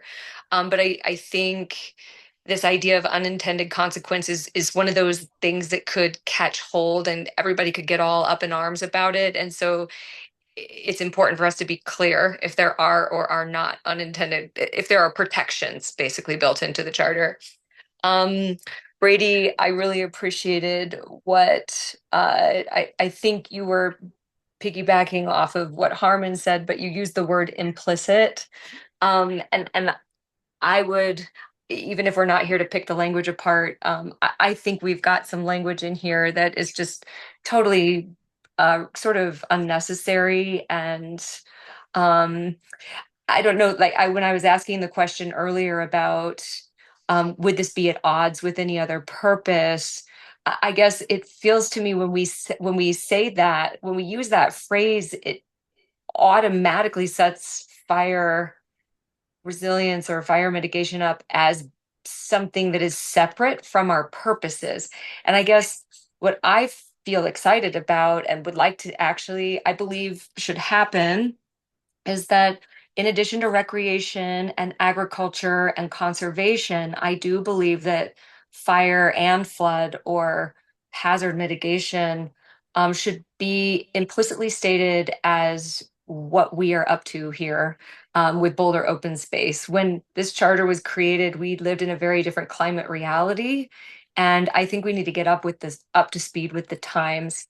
And John, I appreciated what you said in your comments about, yeah, I mean, people are coming regularly. If we don't have, if it's not on the agenda as a report in, and we don't have, I mean, we're talking about fire resilience at every single meeting. And Morgan, I know that as you sit longer on this board, you're gonna be like, oh yeah.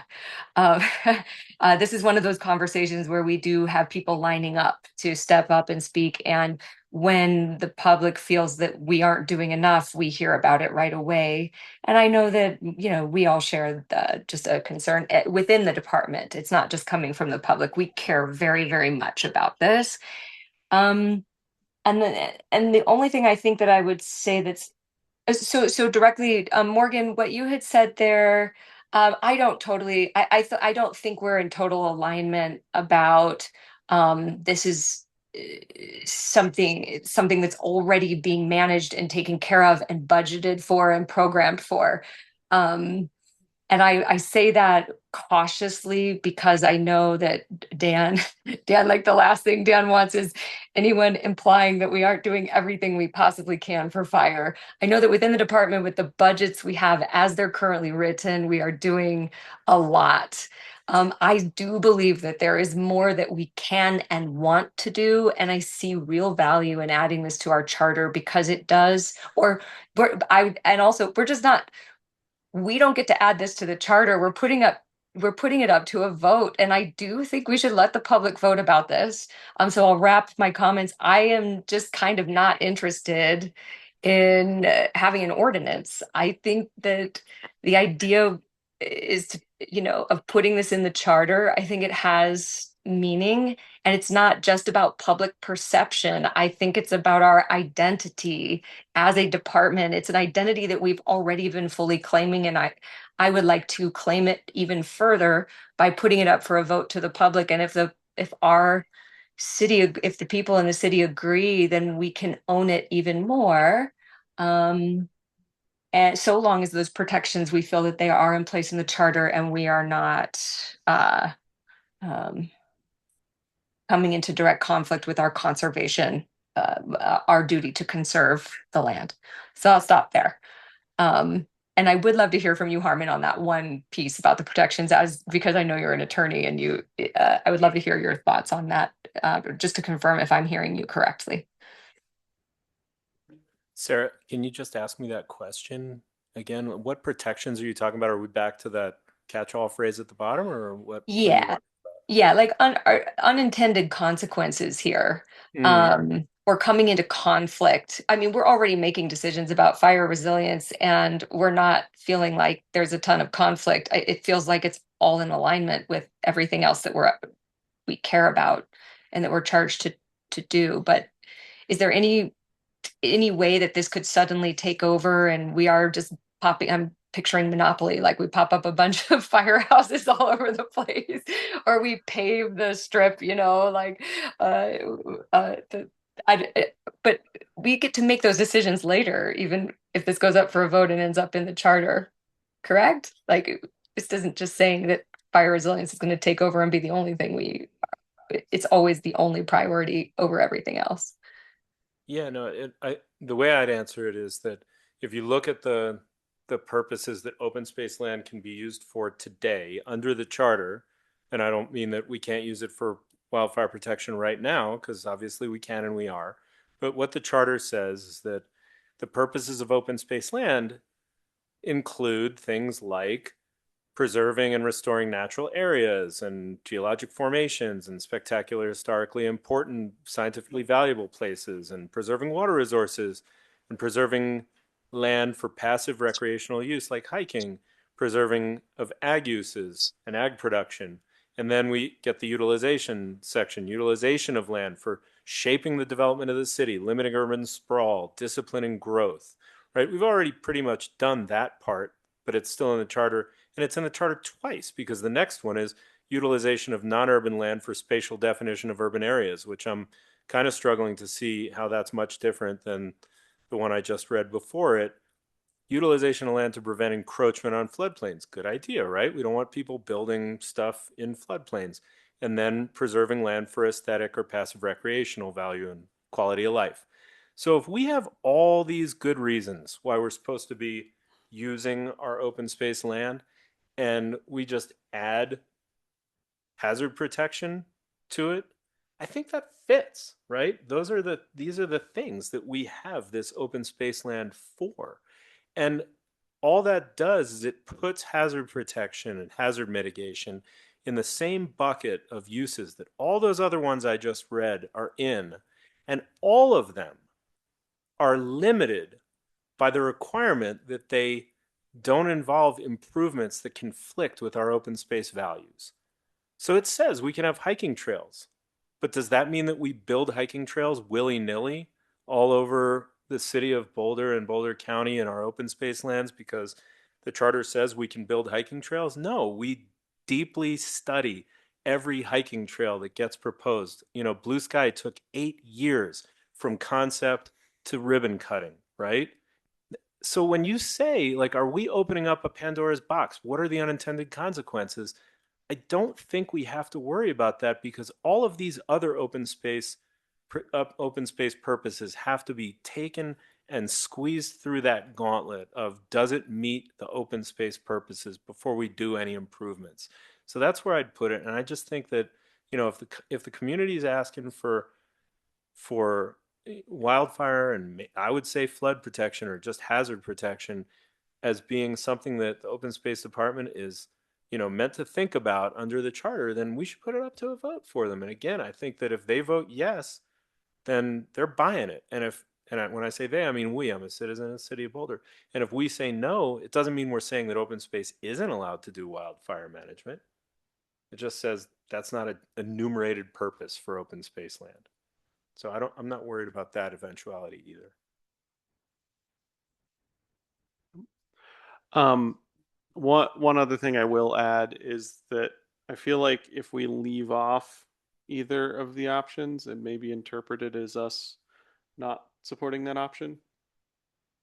So if, you know, there's one we prefer over the other and we leave the other one off, I think it could be interpreted as not supporting that other option. So if we are open to both, yeah, I think that's something to keep in mind. Brady, you had something?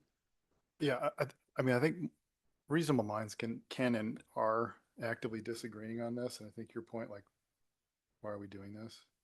It's fair.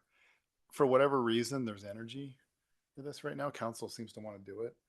I mean, politically, Dan said we're worried if we put this out there that this community will think we haven't been doing this, and our elected officials are worried that if we don't put this out there, people will think they're not doing enough. So everybody's got their kind of political analysis on this.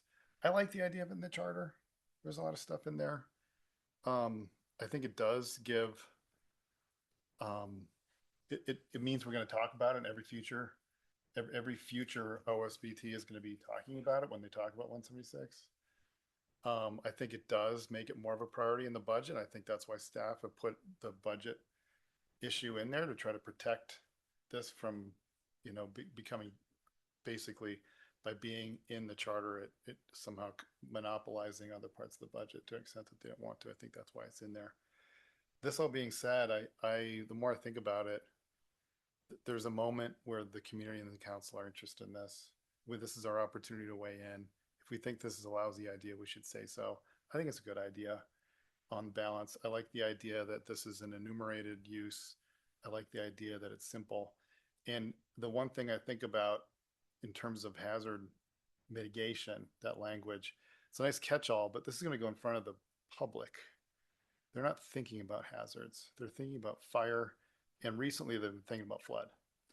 And, you know, recency bias, I think that's also a fair thing. So I might suggest fire, flood, and hazard mitigation, which is, you know, your intention with hazard mitigation was to collect both of those, maybe also future plague. You know, I don't know, right? Like, we don't know. Maybe we But start getting tornadoes Well, yeah, and then maybe there's gonna be, I mean, who knows, right? There's people are gonna be talking about stuff we can't anticipate in 20 years, clearly. But I would, so I'll just put it out there. I would be in support of a section I of the charter that calls out fire, flood, and hazard mitigation. Um, say that would be my preference rather than ordinance. Let's do this once. Let's put it in there. Let's put it in simple terms. Let's not have all these things about priorities and budgets. Let's write it elegantly in keeping with the rest of this.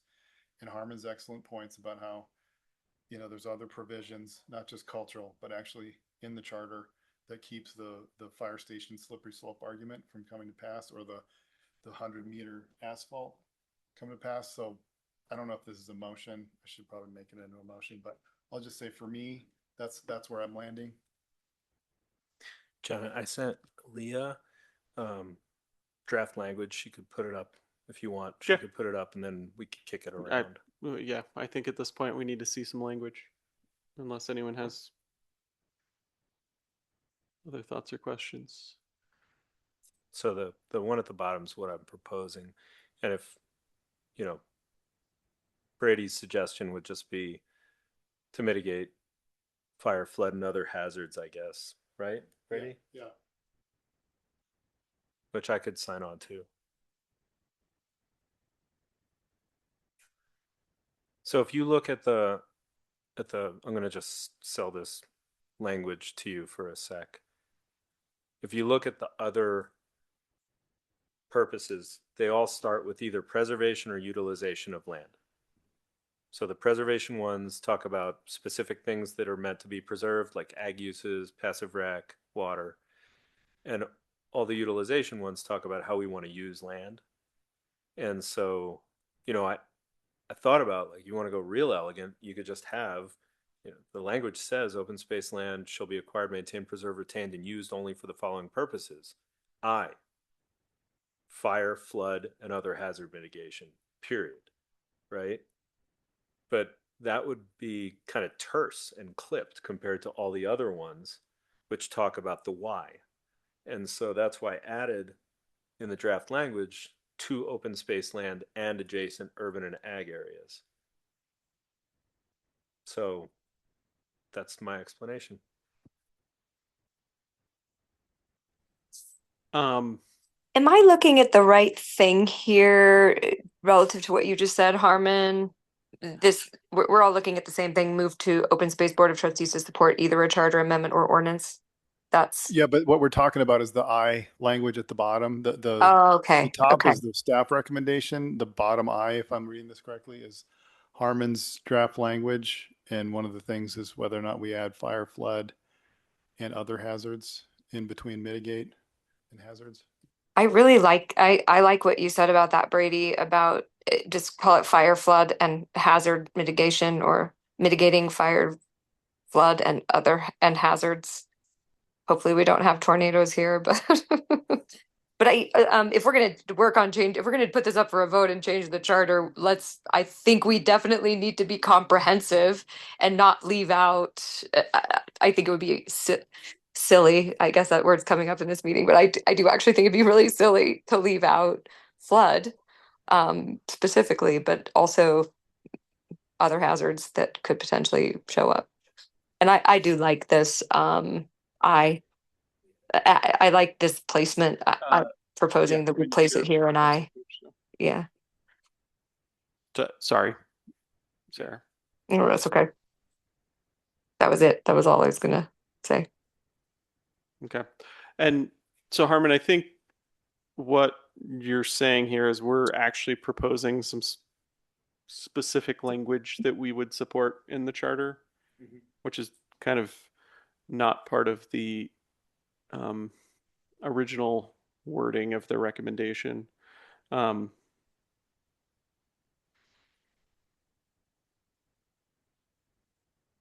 If we took,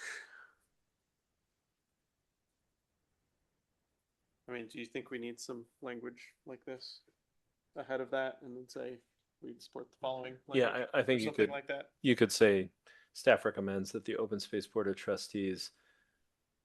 Well, I don't know if staff's going to recommend this, so maybe we should say, the open space board of trustees recommends that, what's the language? The Open Space Board of Trustees supports a charter amendment as follows, right? And then just Yep. put the language. Yeah. And then Leah, can we get a comma after flood? That seems to be the protocol in the charter. They use the Oxford comma. Yeah. Well, go ahead. I think we're oversimplifying this. This adds a complete other purpose to the open space charter. And are there other purposes we want to add to the open space charter while we're doing this? No? What about the next? I mean, what about the next time? Sarah, the reason why my opinion is that there is staffing, budget, resource, effort, interest in doing wildfire because I asked Dan and Dan said yes. So that's why my opinion is that we're already doing this. I don't support this. I don't support changing the charter. I'm clear. So if you all vote on this and it's 4-1, congratulations. And I'd like to express a level of just dissent, even if it's just a nominal, like 4-1, or if we're voting. If we're adding a complete other purpose to what staff and OSMP do day to day, I think that's a much larger conversation. And I don't think it's the right solution to the perception that we're not doing enough on wildfire.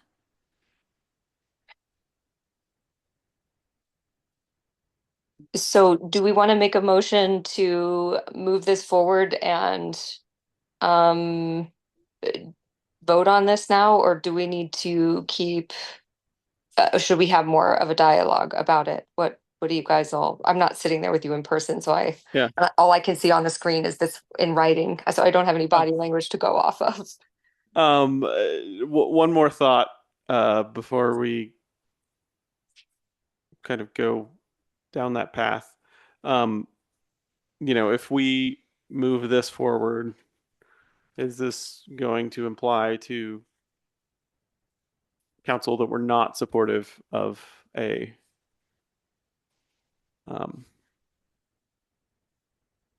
ordinance? Yes, sorry, words. Right, like is that how they're going to read it? And are we not supportive of an ordinance if that's the path they choose to go down? Do we want to write a letter? I mean, do we want to add any color to this or summary of our discussion? Because you're saying we are supportive of meeting the need. Yeah. Yes, right. So like, do we say OSPT supports a charter amendment as follows or an ordinance? Or do we just want to support a charter amendment? Because ultimately this is going to go to council and they're going to decide, and we can indicate that we prefer one over the other, but my concern is that, I have a sense that staff is the right now leading the conversation about is introducing, and staff, I love you all. Maybe this is but I believe that staff is currently inserting that suggestion as an alternative to an ordinance as an alternative to a charter amendment. And staff is a very broad term. I have not spoken on this issue with staff. I have spent time with the city council, the group that put this forward, and understood their perspective on it. I personally feel that the charter amendment is more interesting. I already spoke this, but I'll just say it again. I am intentionally leaving ordinance out. I don't know that we necessarily need to go down that path. And insofar as having making a direct recommendation to council, I don't agree with the staff's recommendation to turn it into an ordinance. That just feels like Yeah, I'll just say that I right now, I think a charter amendment is what I have a better understanding of and really could get behind. The ordinance, maybe I could be talked into it later if the charter amendment is off the table at some point, but I'd like to stay focused and try to get a charter amendment on the ballot. Okay. John, Sarah, could I ask you if in your conversations with council and the council members interested in pursuing this, what did they give you anything you're willing or able to share about why they see this as important? Because that's You something know, I'm curious I about. Yeah. definitely do not feel comfortable in I would never want to try to represent, I don't want to play a game of telephone, where this is my understanding and I don't want to, I would prefer for council members to speak for themselves. Um, but I will say I would love to. We can have a much deeper conversation, I think, about the history of what's been happening with fire resilience and everything our department's doing and how it ties into the city and the fire, all the different departments within the city. This has been a main area of focus for me for the past 2 years, and I've and Dan. You're doing a wonderful job, Dan. This is a huge priority for Dan, and I wasn't there when you all were having the conversation that you referenced either. So this isn't to say we're not doing enough. It's to say I do believe we can continue to do more, that I would like for it to be anchored into our identity as a department, that this is a priority for us. And I would like to run that through the voters as an initiative to hear the voters confirm, so that as their tax dollars are being spent and we're making decisions on budget, as we're looking at our different purposes, that it's just clear, yes or no, if the public indeed wants this, if this is important to the public. I believe it is. We see a lot of activity across the board, internally and externally on this. So, and I think it's at the charter level. Personally, I don't think it's an ordinance, and I also don't think it's something we should just assume and leave off of the charter now that there's momentum for it. Personally, Yeah. Yeah. Thanks, Sarah. Yeah. And I suppose also if we move forward with an ordinance, that would come back to us at a future meeting regardless. So it seems like we need to weigh in on the charter amendment now, and we would have more time to weigh in on an ordinance if that's the path they choose to go down. So I don't think there's harm in leaving that off and sending the wrong message. Yeah, and I'm also comfortable with staff communicating as they see fit to the council as to the discussion that we had, and council members can call us and council members can watch the video. I just want to send a clean motion to them that just says, hey, this is what we want. And it really comports with what we all said we want, and we all meaning four of us and Michelle, before before Morgan came on the board. But 7 months ago, we wrote our letter to council. And one of the top priorities in the letter was, I quote, we asked council to consider promulgating an amendment to Charter Section 176, which would make it explicit that open space lands may be utilized for wildfire mitigation. Right? And the motion was on the board for wildfire and flood, and then we couldn't agree, so we took and flood off. But it sounds like now a good majority of the board is willing to put flood and other hazard mitigation in that bucket. So we're following through on what we said we asked, what we wanted council to do as a chief priority for 2025. So to me, this just feels like the right thing to do. Okay. Can I ask one more question on this?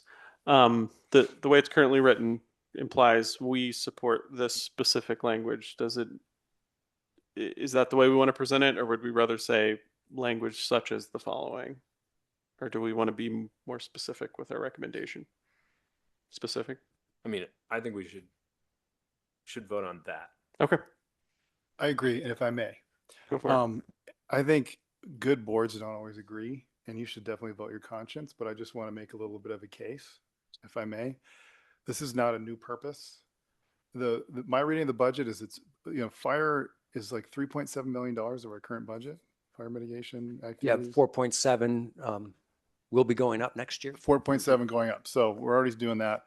CU South was flood mitigation on open space. And there's people who thought that maybe if this had been named as a charter purpose, it wouldn't have been disposal may or may not, I mean, we can argue this, but it could have been advantageous if it had been explicitly mentioned in the ongoing battle and the necessity of a disposal.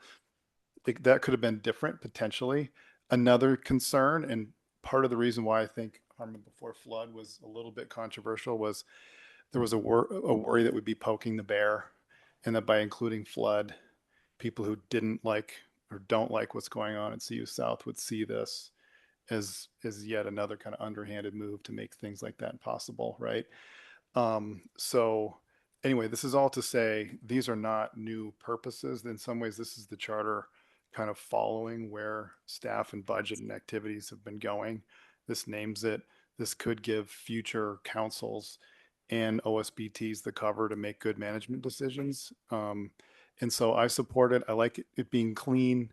I agree with Harmon. I think if council wants to, they can get nuance from us. If they want to take this and assume that we don't support anything else, that's up to them. But I support that, and I think that's the right motion for us today. Okay. I hate to do this because this is your deliberation, but if you could honor Go for it, Dan. one staff remark. One last word. So as long as we're opening up the charter, because we're doing it, it's fun, good, and energizing work. This is sort of 1986 language that we're dealing with predominantly, and even before.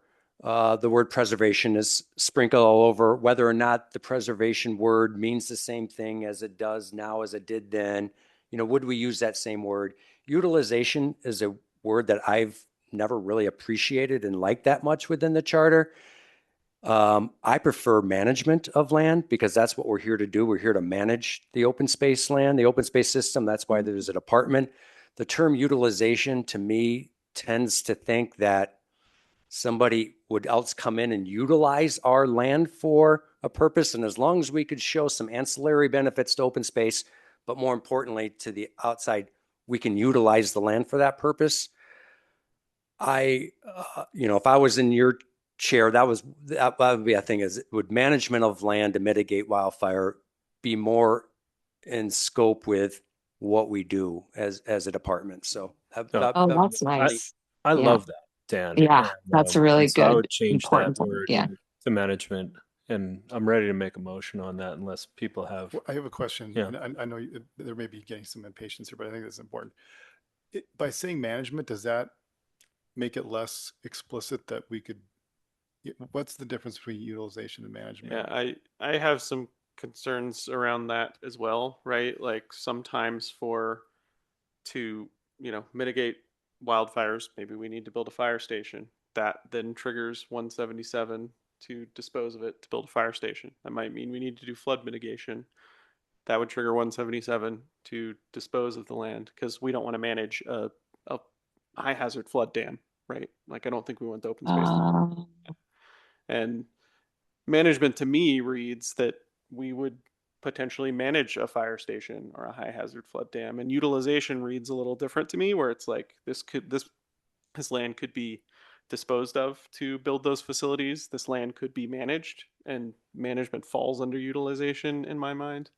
Okay, that's my 2 cents. John, I like the sort of bring it up to the 21st century approach that Dan was taking, but if the majority of the board would rather just stick with the rubric of either utilization or preservation, and you see there's value to that word choice, then I'm happy to go back to utilization. Yeah, I don't know. I could be open to management as well. Just immediately when I hear it, that's kind of the difference in my mind. Well, it's going to open the question up to future councils or whatever. Like, okay, why is it management in this case and utilization? What does that mean? Mm-hmm. Yeah, that's true. I don't know what that means. And if there's 1986 language in the charter, that is so far beyond the scope of what we're doing here. I mean, just out of an abundance of caution, my instinct would be to keep the language the same throughout. And if someone wants to go back and fix it all the way through the document, they can do so. But having management here and then utilization other places, again, I'm not an attorney. It just seems like it could trip us up. It sounds like there's more support for going back to the original language there, Leah. If you could put utilization back in, and then can I make a motion? All right, go for it. Can we clarify which section? We just put I in there. Can we just say section To And support an amendment to Charter Section 176. yeah, Okay, Yeah. so So, support add, and then amendment- add amendment the addition to- of section, an additional section I, blah, blah, blah. So it's just, yeah. Adding a new section I as follows. Yeah. And then take the I out there. I think it's nice either And way. capitalize the U. Yeah. Okay. And then, of course, they'll have to change where the and lives in G and move it to H, but we're not going to get that granular. Okay. All right.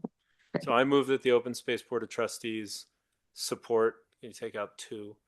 Wait, how move it moves the Open Space Board of Trustees supports an amendment to Charter subsection 176, adding a new section I as follows: utilization of land to mitigate wildfire, flood, and other hazards to open space land in adjacent urban and agricultural areas. I second. all right, we have a motion and a second. Does anyone want to comment on this before we take a vote? Would you like to put your thoughts on the record?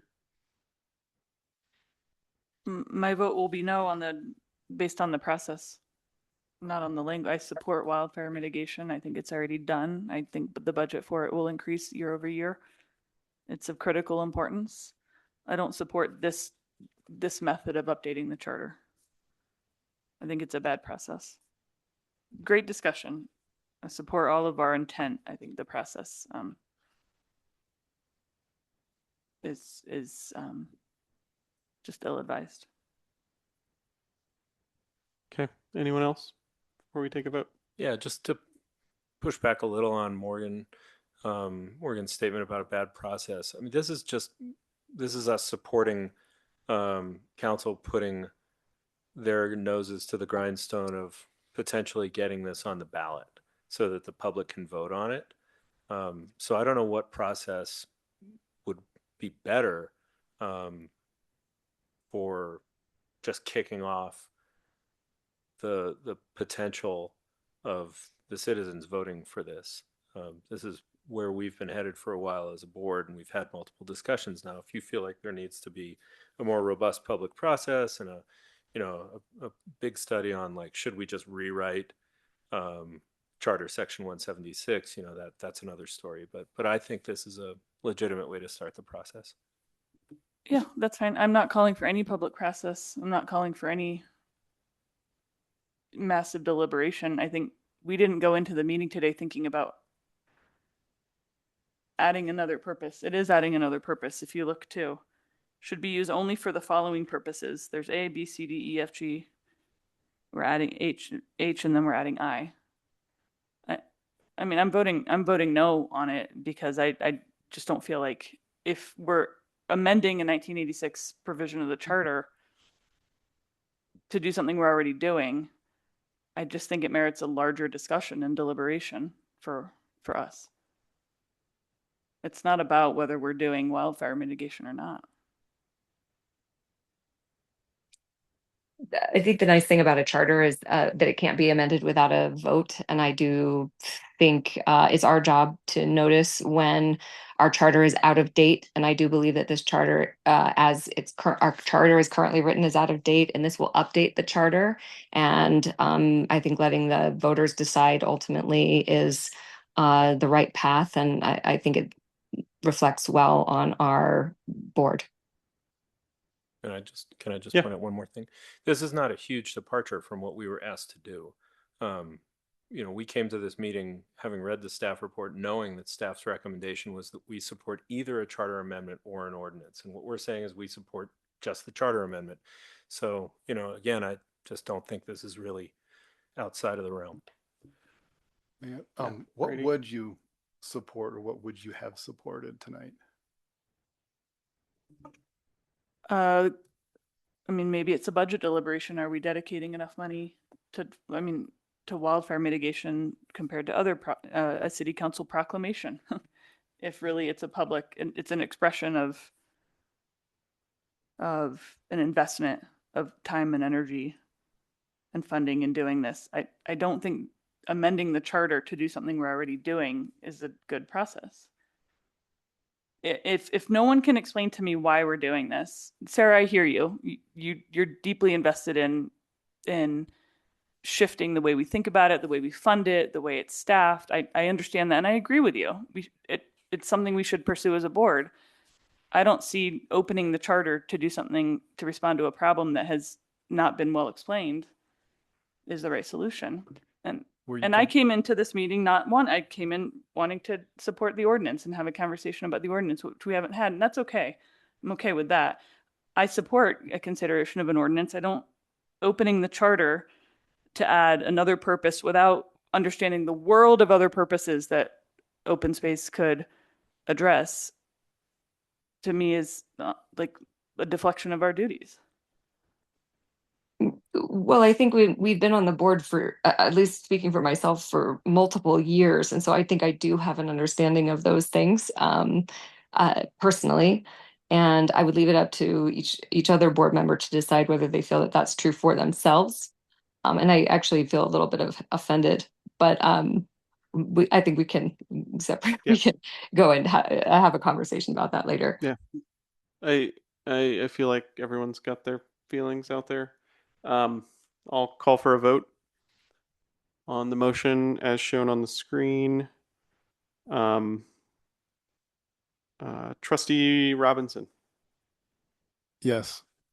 Trustee Glenn, Yes. Trustee Zuckerman, Yes. Trustee Lomley, No. and I will vote yes as well. So 4 yes and Lomley. I had put charter subsection 176. It's I meant section to add or new subsection, so it didn't change the content of what you just voted on, but can everyone just read that and say you're okay Yes. with your vote? Okay, thanks. And sorry. Yes. all right. With that, we'll move on to matters from the department. Great. Hand it over to you, Dan. All right. Thank you all. Yeah, we've got 2 main items tonight, and guess what we'll start with? Let's start with a wildfire item. Apropos, this is I think our second or third touch with y'all on wildfire this year. And this year, the intent for this particular meeting, as you might have recalled, council at its council retreat identified wildfire resilience in a specific form as one of their top 5 priority projects for the year. And the 2 main components of that priority project we've been working on for some time now, staff, and it's divided into 2 different tasks, which Jamie and Brian will explain. And they will provide you an update on where we're at with those tasks now and sort of the next steps of going to council in 2 different touches, one later in August and one in November on this priority project. So Jamie Barker, Fire and Rescue PIO, is here with us tonight to represent what we call Task 1, and Brian Anaker is Project Manager for Task 2. And I won't spoil the fun. I'll let them dive into more specific as what these 2 tasks are, but it's all related to the council priority project. I do want to point out that whenever we talk about something that's more of a planning type of project, there could be frustration out in the community. There we go, planning again. So I just want to emphasize that some of this is how can we do our work, better, plan differently, prioritize, all that kind of stuff. Really important stuff, and some of that's about that. But we're also continuing to do a whole bunch of wildfire work on the ground as we speak. So this is not delaying that effort of action on the ground. It's the results of both of these efforts will to be accelerating everything we're doing on the community side of things and on the land management side of things. So with that, I think I'm going to turn it over to Brian first. Okay, great. Thank you, Dan. Good evening, trustees. Brian Hannifer, our Senior Manager at Open Space for Science and Climate Resilience. I don't think so. There you go. Red is on? Okay. Let's open all the mics. Yeah. Thank you for having us. I'd like to just start with a reminder of our ongoing commitment to keep you guys informed as a representatives of our community and really where we go to talk about wildfire on behalf of the entire city of Boulder.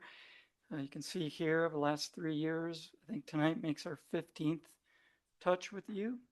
You may remember some of these business meetings, field trips, study sessions. So we're happy to see you again here tonight. The big update that we had was the publication of our Community Wildfire Protection Plan in 2024. The backbone of that plan and a theme you'll hear tonight over and over are the 3 cohesive strategies: fire adapted communities, resilient landscapes, and safe and effective response.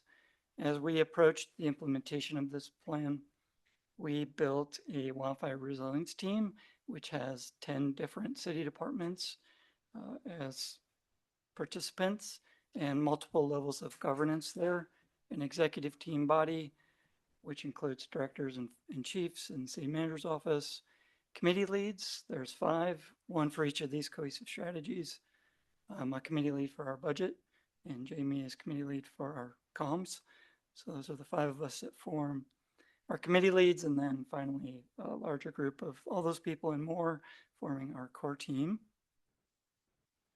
And then this January, we had Council Retreat produce a project for us to take on, which has a fairly long title, but it's in the spirit of everything we've been talking about here tonight, which is what can we do on wildfire resilience, what's all going on now, and what enhancements can we make.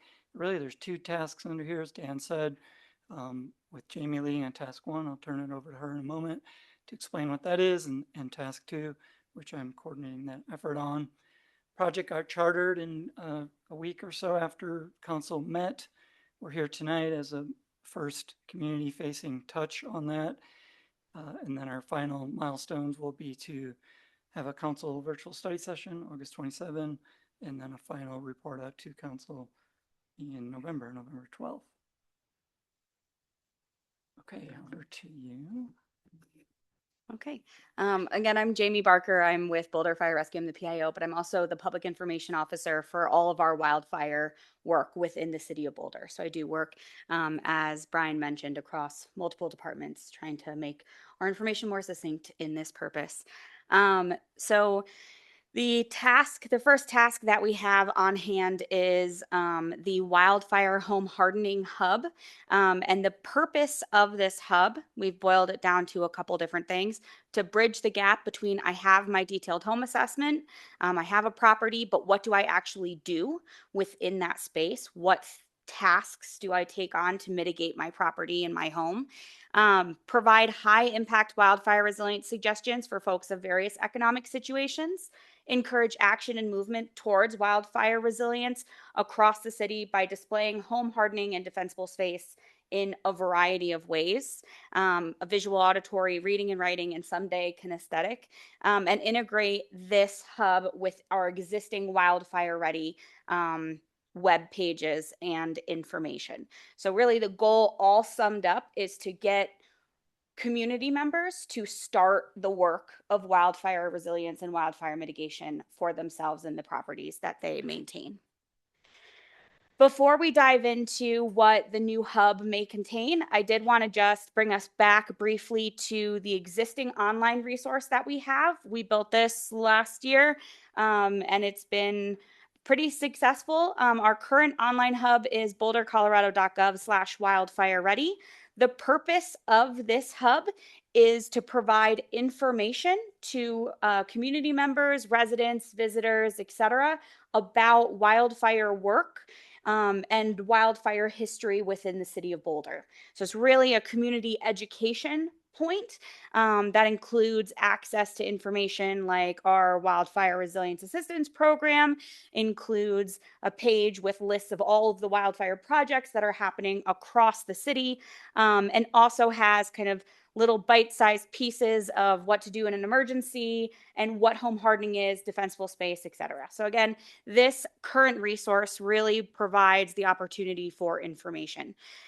The hub that we are building is, its goal again is action. So we have this wildfire resilience online portal to inform, and now we're going to create this online hub to push for action.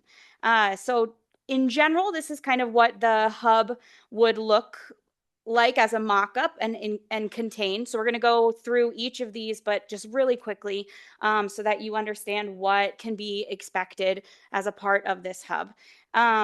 So in general, we want to provide this information so that our community understands fire's impact on our land, how to work best with our land and with our properties, and then how we can work together and have that shared community responsibility for resilience. So there's a number of different tabs and sections for this hub. The first tab is going to be instructional videos. Our community risk reduction division within the fire department has already created some really great videos related to defensible space and home hardening. These videos go further than just providing a flyer or a handout, actually give folks something to look at on a physical home in a way to harden their property. The goal is to create more videos about home hardening and defensible space in partnership with other departments within the city. The next section is a page for videos and written testimonials from not only community members, but also organizations within our community about the different wildfire resilience work that they are doing. One of the major parts of feedback that we get from community members is that they feel like they're alone in completing some of their wildfire resilience work on their home and their property. And if we can make people feel less alone and know that there are more folks buying into creating a safer Boulder, that certainly would go a distance for our community. So this would be a community to community touch point should folks maybe not want to engage with the city's efforts and maybe want to hear from the folks down the road on what they're doing before they get deeper into it. We were tasked with trying to figure out a calculator situation for the hub. This calculator ideally would provide cost estimates for wildfire mitigation work within the city for private properties. What we have identified within kind of the fiscal situation that we're in is that it would cost a significant amount of money and probably have to go through numerous iterations to build our own application from scratch. Rather, we want to see how community members will use existing tools and what benefit it will provide, and maybe revisit that in the future. So there is a Headwater economics tool called Built for Wildfire. And what this tool does is it asks community members or folks wherever they are, really, it's not specific to Boulder, to go through a couple different questions about their home or their property. And then once they go through those questions, the tool spits out the highest impact projects and the estimated cost for those projects that are highest impact for wildfire mitigation. So it's a great tool, and I would recommend looking into it. And we can make sure you get we get this in an email as well. The next segment of the hub would be the high impact project list. So if folks are feeling less technologically advanced, we would like to provide price point lists that they can pull up on the website based on prices that they identify. Maybe I have $50 to $500. What high impact projects can I do? And then we would provide that list for them on the website. I've listed a couple different price points there, but the goal is that we would use data from the same Headwaters economics from that previous tool that we shared to craft these lists and expectations for high impact projects as well as cost of the work being done. Next aspect of the hub would be a wildfire resilience as a weekend project. So one of the other comments we've heard from folks is that they just aren't motivated to start. So the idea would be to provide them bite-sized projects that they could start wildfire resilience on their home with in an effort to build it into their routine and build it into a rhythm. This is certainly not a one and done. Nothing about this hub is going to suggest that wildfire resilience is a one and done. Again, we're just trying to meet people where they're at and get them passionate for buying into wildfire resilience. We're going to have a couple different talking points pages. The first talking points page would be talking points using the city's work and the work that folks are maybe doing on their home to engage with insurance companies. We have a lot of residents who are navigating that conversation with their insurance companies, and they don't necessarily know all the work that's happening in the city and where it's happening and how it's helping their home. So this would be a talking points list and a guide for engaging with insurance companies. The next would be a talking points guide and list for engaging with your neighborhood. Again, if you're doing a lot of work and your neighbor is not doing a lot of work, it tends to demotivate you.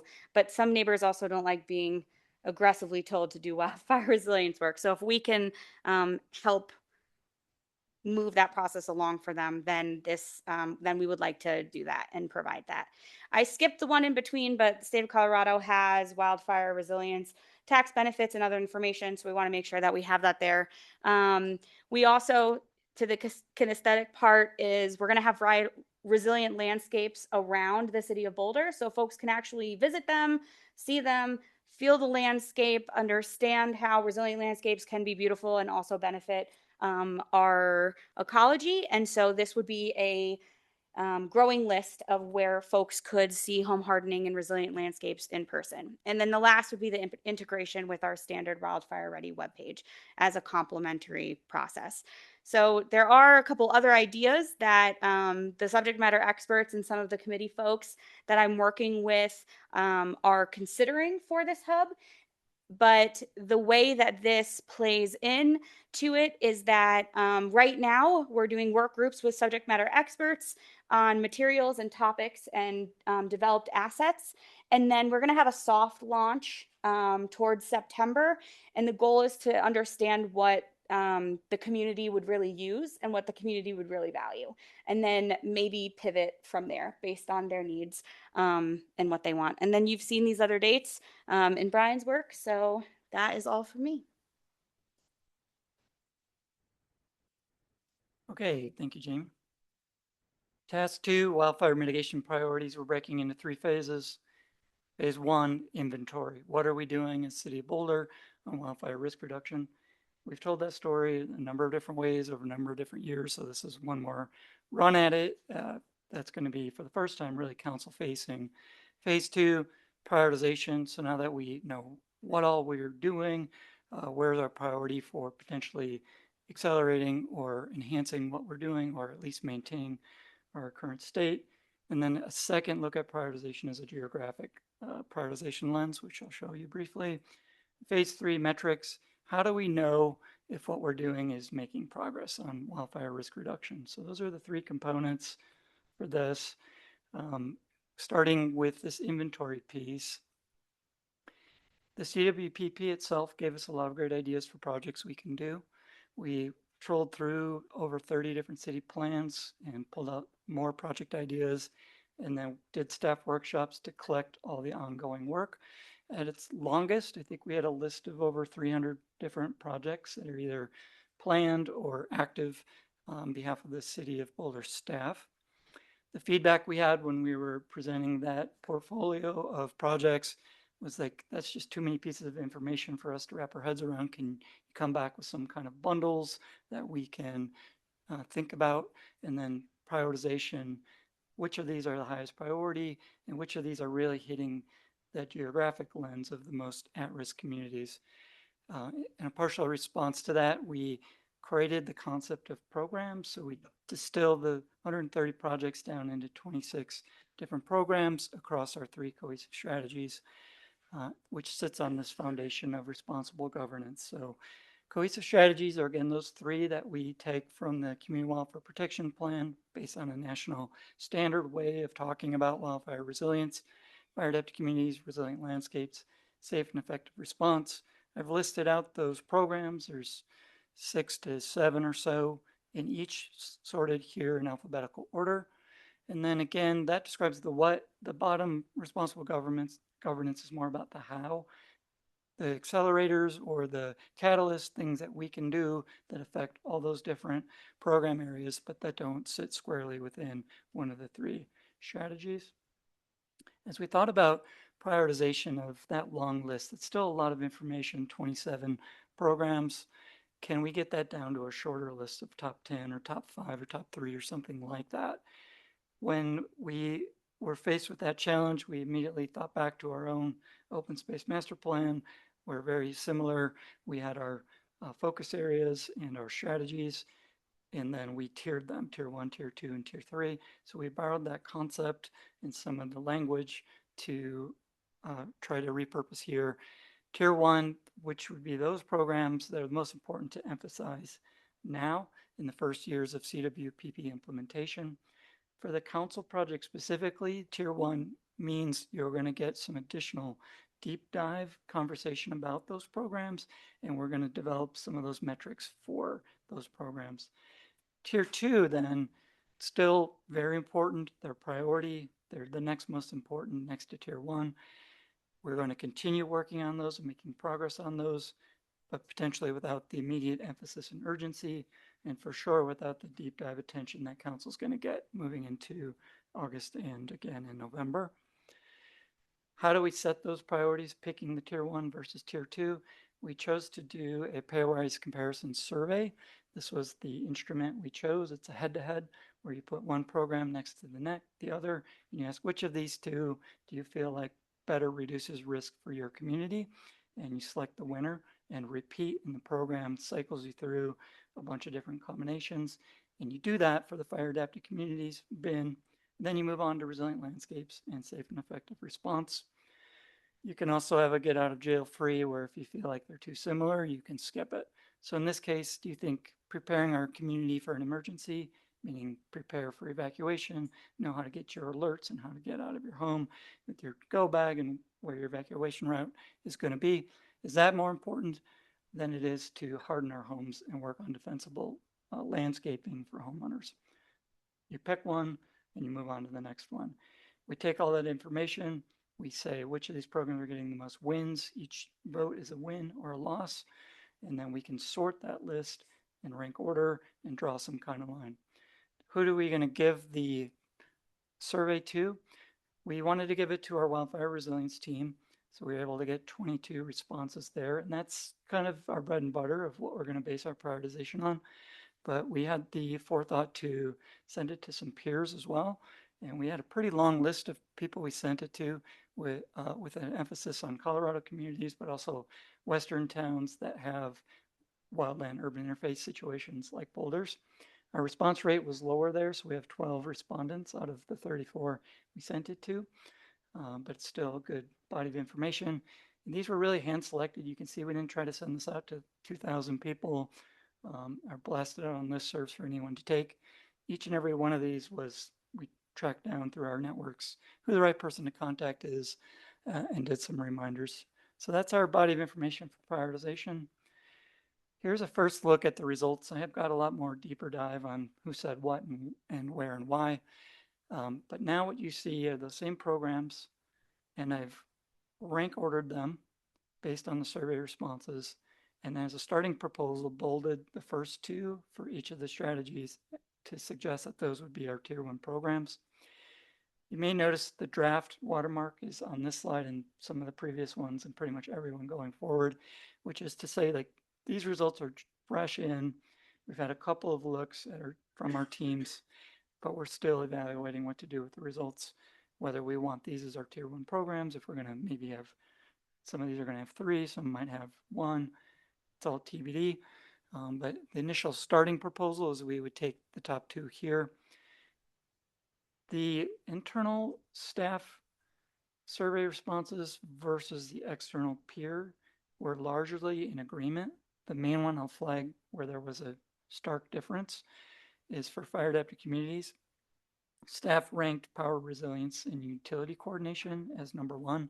We heard some conversation here tonight about Excel and their efforts to harden their infrastructure, and we like to partner on those because we get the co-benefit of some fuel breaks there and also ignition reduction.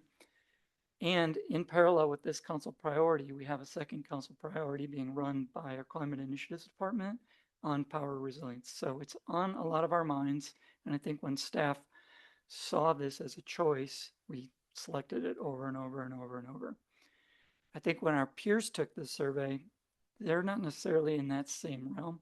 They may have a power utility, they may have public shutdowns, but they're maybe not as actively engaged in the topic. And so it fell way down the ranking and was more like 7 out of 8. The other differences were much smaller, where we might rank something 2 and they were ranking it 3 and vice versa. Here's the kind of full-blown laid out version of this, where we now have the 3 strategies, the program names, the description of those programs, which kind of alludes to what the projects are underneath them, some gold icons where the initial proposed tier 1 programs are, and then responsible governance sitting down at the bottom, which we didn't survey and ask for prioritization on that. So that just stands as is. Second lens of prioritization is a geographic lens. The city already has a WUI risk map, which looks like this, and it color codes into 3 areas of ignition risk: area 1, area 2, and area 3. There's a bit of a zoom in here where you can find your residents of interest and ask yourself which zone you're in. And the relevance there is that if you're doing new construction and pulling permits, then you'll have some different building standards there. There's not a retroactive expectation. However, if you're in one of these zones, that you need to immediately make changes to your home in terms of hardening or dealing with defensible landscaping. So we have that, and we wanted to use that as our basis to ask a little bit more of where do we start applying our programs. And this is as of yesterday. We had an all-day workshop where we started with that WUI risk map and started looking at alternative ways to get a deeper sense of prioritization. And where we are landing as a draft concept is starting with the western edge as our focal area, is the highest high risk area, and then breaking that into sections, which you see in the teal turquoise color, top to bottom. I think we're showing 11 here. We may end up with around 10. And then within each of those sections, we can look at much more granular information. So starting with the sections, we are going to consider doing an initial prioritization of which of those sections are the highest risk and we should start accelerating our work for both the open space side of resilient landscapes, but also the community risk reduction side on the built environment, and which ones do we continue doing our work but maybe don't receive that initial pulse. Just pulling insight here for what one of those sections looks like. This is Wonderland Lake. You can see a section boundary goes right through the middle. So the southern part of Wonderland Lake around the Spring Valley Road. So we often are referring to this as the Spring Valley area. What we're showing in the colors, first is this lighter brown color is a 1,500 foot distance from the nearest structure out into the natural areas. This orange color is a 300 foot buffer, and then the final 100 foot buffer you can barely see here in pink. And those correspond to fuel break concepts, where the first 100 feet is your defensible space. That's priority 1.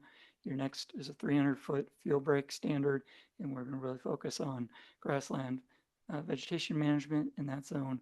And pushing out to 1,500 feet, this is where you're thinking more about ember cast from tall trees that can move long distances and get into the built environment. And as you may remember Paul talking to you about this last time, we would have corresponding prescriptions that would depend on which part of those concentric rings you're in, would determine what kind of vegetation we would recommend or pursue ourselves. And that's another interesting thing you can see in this diagram is this large area here where we don't have any colors is well within that 1,500 foot, but it's all on private land. So it pushes to the front of our minds. If we're going to prioritize this section, even in the natural areas, we're going to need that cross boundary work, because a lot of the natural area vegetation isn't owned and managed by open space. It's managed and owned by our private partners.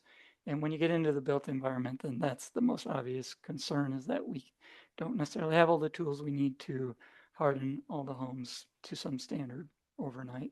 that we may like, so it's going to be a little slower progress. Color coding on the structures then is they're red if they're that ignition, the WUI risk level 1 or 2. So it tends to be the first couple row of homes are in that 1-2 class, but sometimes there's some geographic nuance where you have some parks and rec land that represents corridors for wind and fire to move in, and that pushes the structures more internal, as you can see in this example. So the concept then is once we have these section boundaries, we can continue quantitative and qualitative risk assessment across them to help us prioritize those sections. And then the same thing horizontally across the landscape, moving from the built environment into natural areas. And that combined approach can really help us with prioritization. Finally, phase 3 is how do we know if we're making progress? Standard logic model looks like this. You start with how do you measure your inputs, how do you measure your outputs, how do you measure your outcomes? Just a brief brainstorming of various ways you can measure that. This is very early days. We're still doing staff workshops on this. But this is the idea. Get all the ideas on the table and start to sort and filter them for what's feasible, what actually represents a moving of the needle when we do the work, sort of an owned outcome piece. And then adding the concept of the WUI sections on top of this as well. And to make that a little clearer, here's 2 examples from yesterday afternoon. So these are 27 hours old and very, very, very much in draft. But picking on 2 of our draft tier 1 programs, one from fire adapted communities, we'll walk that one through first. So we want to do wildfire risk reduction for homes and properties. We do that through detailed home assessments. We have our grants program and some cross-boundary work, trying to get homeowners to harden their homes to some standard and work on their defensible space in terms of the vegetation types and having non-combustibles within the first several feet of their home. If we were to put that into an outcome statement that's more quantitative, working together, we may come up with something like we want some percentage of the homes in these IR1, risk class 1, risk class 2, within our top WUI sections to be hardened to some base standard, which we would have a clause to say it means you're doing A, B, C, and D, and we want that to be time bound and be completed by 20XX. And what do you get as an end outcome if you reach that? You will get reduced home ignitions should a fire enter into the built environment, in addition to reduced home-to-home spread or contagion into the built environment.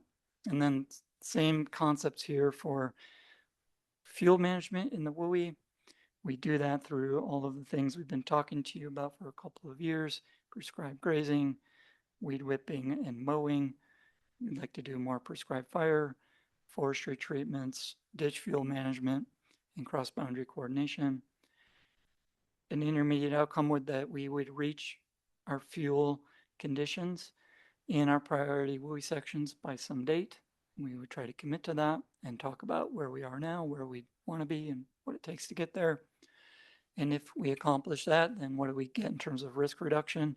Reduce flame heights. We would slow the spread of fire, and we would keep fire on the ground as opposed to up high in the canopy. And then you can imagine for safe and effective response, we'd have something similar about keeping fires to a certain size or reducing our response time or getting to the fire as quick as possible. I had a wildfire today, 8 engines on the scene within the first 30 minutes or something. So we're doing well there, but we're going to study everything. So to wrap that all together for task 2, what are we doing? We've got 26 draft programs sitting on top of 130 plus projects. Where should we focus? We're going to set some tier 1 programs and some priority WUI sections. How do we know if we're making progress? We're going to have some metrics, potentially, ideally landing more on the outcome side of the logic model, but maybe a mix of inputs, outputs, and outcomes. A lot of that TBD. And where are we going then? As Jamie said, study session with council and then to a final touch with council in November. And as Dan opened with, we're not just sitting around planning and planning and planning. This is all happening in parallel with lots of good work, boots on the ground, and happy to talk to you more about that here tonight or another time. Happy to take your questions on that. What feedback do you have for us on wildfire resilience on OSMP lands? And since we have Jamie here, happy to take any feedback you have for her on what communication needs look like to homeowners who are facing this difficult task of hardening their homes. And I think that's everything. Cool. All right. We can open it up to questions and feedback here. To answer Brian's question, I will remind the board that we are way behind schedule. So as much as you can keep it brief, I'm sure everyone would appreciate that. Thanks. So Brian, I just wonder, with all the emphasis on home hardening, it doesn't really comport with this question because we only have 40 houses on SMP lands, and a lot of them are just old stone houses. They're already hard. So anyway, how do we interact with that impetus from the group? In terms of our wildfire resilience team, that's one of the explicit reasons we want to form that. We have a fire adapted communities committee lead, Danielle McNutt, who is in the Boulder Fire Department and leads their community risk reduction work group. And they're the ones applying detailed home assessments. We also have a couple of staff in our finance department that coordinate our assistant grants. And then we have Chief David Lowry and Chief Calderazzo. So they're all part of our wildfire resilience team. So we're all aware of what each other is up to and can help with idea generation and supporting one another and really trying to coordinate so that if we're doing work on the open space side of the fence, can we do something on the built environment side of the fence to get everybody talking together and try to treat these sections together as one contiguous section or neighborhood or block scale. Danielle's not here tonight to speak more directly to her work on the detailed home assessments, but through that wildfire resilience team, we're super aware of it and can probably answer some questions in terms of the open space board. Yeah, we would just need to invite her. Like we've had Chief Oliver here to speak on behalf of wildfire resilience. The same thing, we could have Chief Lowry or Danielle here if you wanted to inquire more about the built environment and the status and progress there. Dan, anything to add, or Jamie? No, I think that's good. Maybe a little bit more nature of the question is, are you wondering like what input you could give on that side of things? I think the spirit of bringing Jamie and that task one here is to sort of give you the idea that continue to give you the idea that wildfire resilience isn't just an OSMP thing. It's a citywide thing. We're one component. We've got the fuels mitigation on our side of things, but there's a whole bunch of stuff happening. And so I think this is just another sort of attempt to broaden the conversation out to a citywide effort as opposed to a department level effort.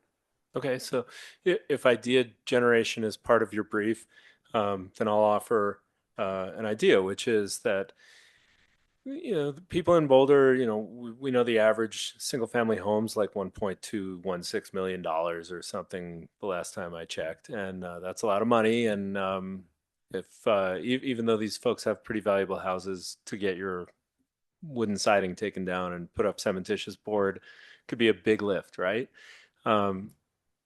I think we should explore partnerships where, for example, if the city were to kick in a little, if, Hardy were to kick in a little because they're selling a bunch of siding, if, we're going to also try to do some resilience and climate change work, then maybe getting some new insulation in there because we got the walls open, when we're putting up the new cementitious board siding.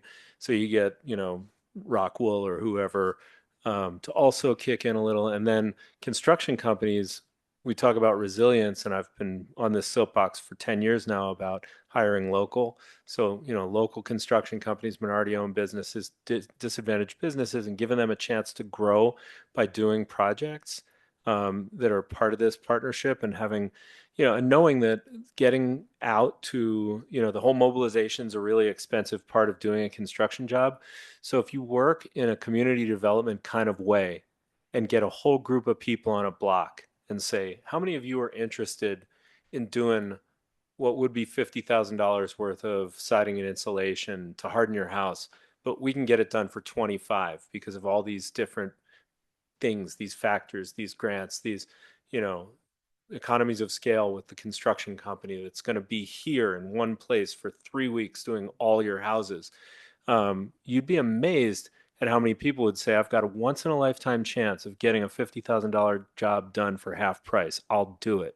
And I led a project like this and lit 147 blocks in a major city by using this model and partnering between the power company, the university and the streets department, and then taking, people paying their share. So they were bought into the project. And it was an amazing community development piece because the people all got together and talked about what they wanted in their neighborhoods. And I just would love to see that kind of organic level community planning work done. We don't do that a lot. We err a lot on spending money on big engineering solutions, and then the people just get their public benefit from that. But getting skin in the game and getting neighborhoods to work with us and building those coalitions is an amazing way of getting a large scale project done. Thanks, Harmon. Any other feedback or questions? Just really quick question, Brian. The phase 2 prioritization, you used like expert surveys and the kind of competing ideas against each other. I was just curious, is that, are there like cost benefit analysis, and then does science tell us what would be best or not? Was that your main methodology? Like I noticed, like for example, ignition prevention didn't make the top 2. That seems intuitively like a really good idea. So could you just tell us like what actually results in this data in terms of your decision making? Yeah, good question. And ignition prevention was number 3. And so as a mission, we may decide like, let's take those 3, we'll take 2 from here and 3 from there, and that'll be our top 8. And we know ignition prevention is a major point of emphasis for the community and for staff in the last couple of years. So no hard lines have been drawn yet. The prioritization approach was this pairwise approach. We did look at alternative ones, and we sort of started with this more like rigorous criteria scoring approach, where we would say, okay, we have 10 criteria with 6 levels each, and then we realized we would need a different set for each of the 3 cohesive strategies, and the complexity of that sort of analysis became kind of overwhelming, and we were kind of landing more with this head-to-head, giving us our gut feeling, and felt like if we could get our take on it and an external take, that would be enough. To what end? That's a good question. At the minimum, we want to get the tier 1 so we can tell council 6 stories or so instead of try to do 26 or 27 stories. So that's the immediate end. I think the other purpose is as we, for the geographic prioritization, if we're going to go to work on section 1, we know that these are our top tier programs. Those are the things we're going to be looking at applying in those sections. So we're going to need to move some things around in order to potentially do more in those areas, potentially trading off some work in other areas, and things that aren't even on the menu at all, because the menu of 26 or so are all high priority things that we're committed to continue to make progress. But I don't think we're making any strong commitments that tier 1 means you get an extra FTE or 2, or you get an extra bucket of money. I think that's all going to be up for staff through our normal work plan and budget conversations. But it's more to help tell a community story and get council's attention on if we want to accomplish this goal for this tier 1 program, this is where we're at, this is how long it's going to take us to get there, and we'll start thinking about what that means in terms of resourcing. Dan, seems like you want to add to that? Yeah, just some of the ideas of why go through the process of tiering out tier 1 versus tier 2 if they're all a priority. That was a little bit of an ask of council throughout this discussion, is tell us what are the most important things that we need to do as a community to reduce our risk. So some of it's at that. I think there will be some useful things we can do with the tiering system, while also emphasizing that all 26 are priorities. They're all going to get attention.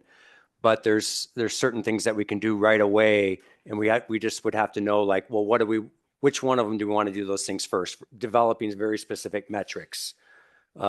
We have to do that over the next 3 or 4 months. So we're not going to be able to do that for all 26 in that time frame. So this helps us. The first immediate use of this tiering system is, okay, we're going to commit to developing metrics for our tier ones. Eventually, probably all of them are going to have metrics with them and stuff. So there'll be some applicability to the tiering, but I wouldn't be overly concerned with something didn't quite make it to its number 3, because there's different staffing, there's different resources that are associated with each of the 26, and they're all getting work done on it. But I think that there will be some limited applicability that we can do with the tiering system. Thanks. Other questions, feedback? Well, thanks for all that. Just a really nice window into what's going on. I kind of agree with Harmon, and to a lesser degree, well, I agree with Harmon. And Jamie, I know you skipped over the tax incentive, but I think cost is just a big barrier for people. But the weekend projects and all the other kind of little baby steps, I think, get people comfortable with the cost. But and then the other piece is, as appropriate and as staff time allows, just communicating all of this. I mean, it's just tremendous deep work and really important, and I don't want it to go overlooked or understood or misunderstood, and cause a negative reaction from the public or for council. Yeah. Thanks, guys. Sarah, any thoughts you want to add? Yeah. Jamie, wow, you've made a lot of progress in the amount of time that you've been working on this. I'm tracking that because I missed getting to meet you at the retreat that we had. And so and that was a big moment in my life as well. So I'm very you've just accomplished so much. And Brian, I love seeing how you organize, how you pull things together and put together these very coherent models for all of us to be able to understand what's going on, to see what the priorities are and how things are moving. So thank you both. This is just a small thing that is actually related to home hardening. Back in May, when when the city was looking at the WUI and changing the WUI zone, I found it really interesting, just in terms of timing. There had been a new report released by IBHS talking about the percentage of home hardening that needs to actually occur in order for it to be effective, and the number that insurance that sort of entity had reported is 70%. And so I was just thinking about our mowing program in terms of fuels reduction. We've started that, and how we're backing up right behind those homes in the WUI. And then on the front side of the property, we have the residences.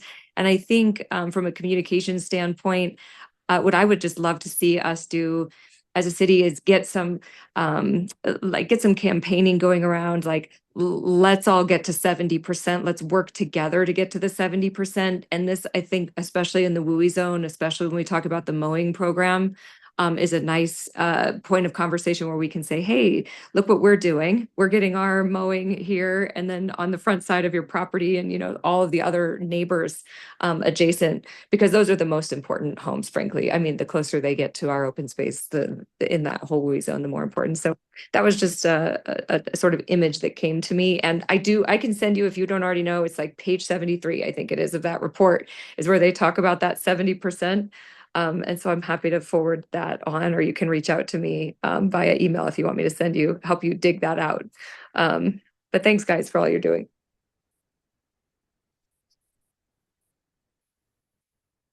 Sorry, Harmon handed me a strawberry just then. If you're going to share them with one, share them with everyone. Thank you for coming and showing this. It's always great to see all the work we're doing, and I'll echo what Morgan said. I would love to see how we can make this more visible to the community, because it feels like a lot of times they're not as aware of what we're doing and what's going on. So this is very exciting. Yeah. And with that, I think we can move on to the next one. Unfortunately, I think we have triggered Article 4, Section 4 of the Rules of Procedure. It has been at triggered. this point in the evening. So if we want to move forward, we need 3 thumbs up from the board. I think we have a bunch of staff here to present to us, and I would love to let them go and present and respect their time since they've been here. So 2, 3. Look, Hans, it is Yeah. about a 20-minute presentation, maybe 20 to 25. There's the option that we've done prior is do the presentation and then we'll get any other questions you can do. We can save all the questions for either online or next meeting. Or if we don't want to rush the item, I think there's staff would be okay with us coming back. I mean, so. And Dan, it's more on what was in the shorter memo from the packet. Is that right? With the Yeah, there's a pretty extensive memo that well, sorry, I didn't mean short, but yeah. associates this item. Yeah.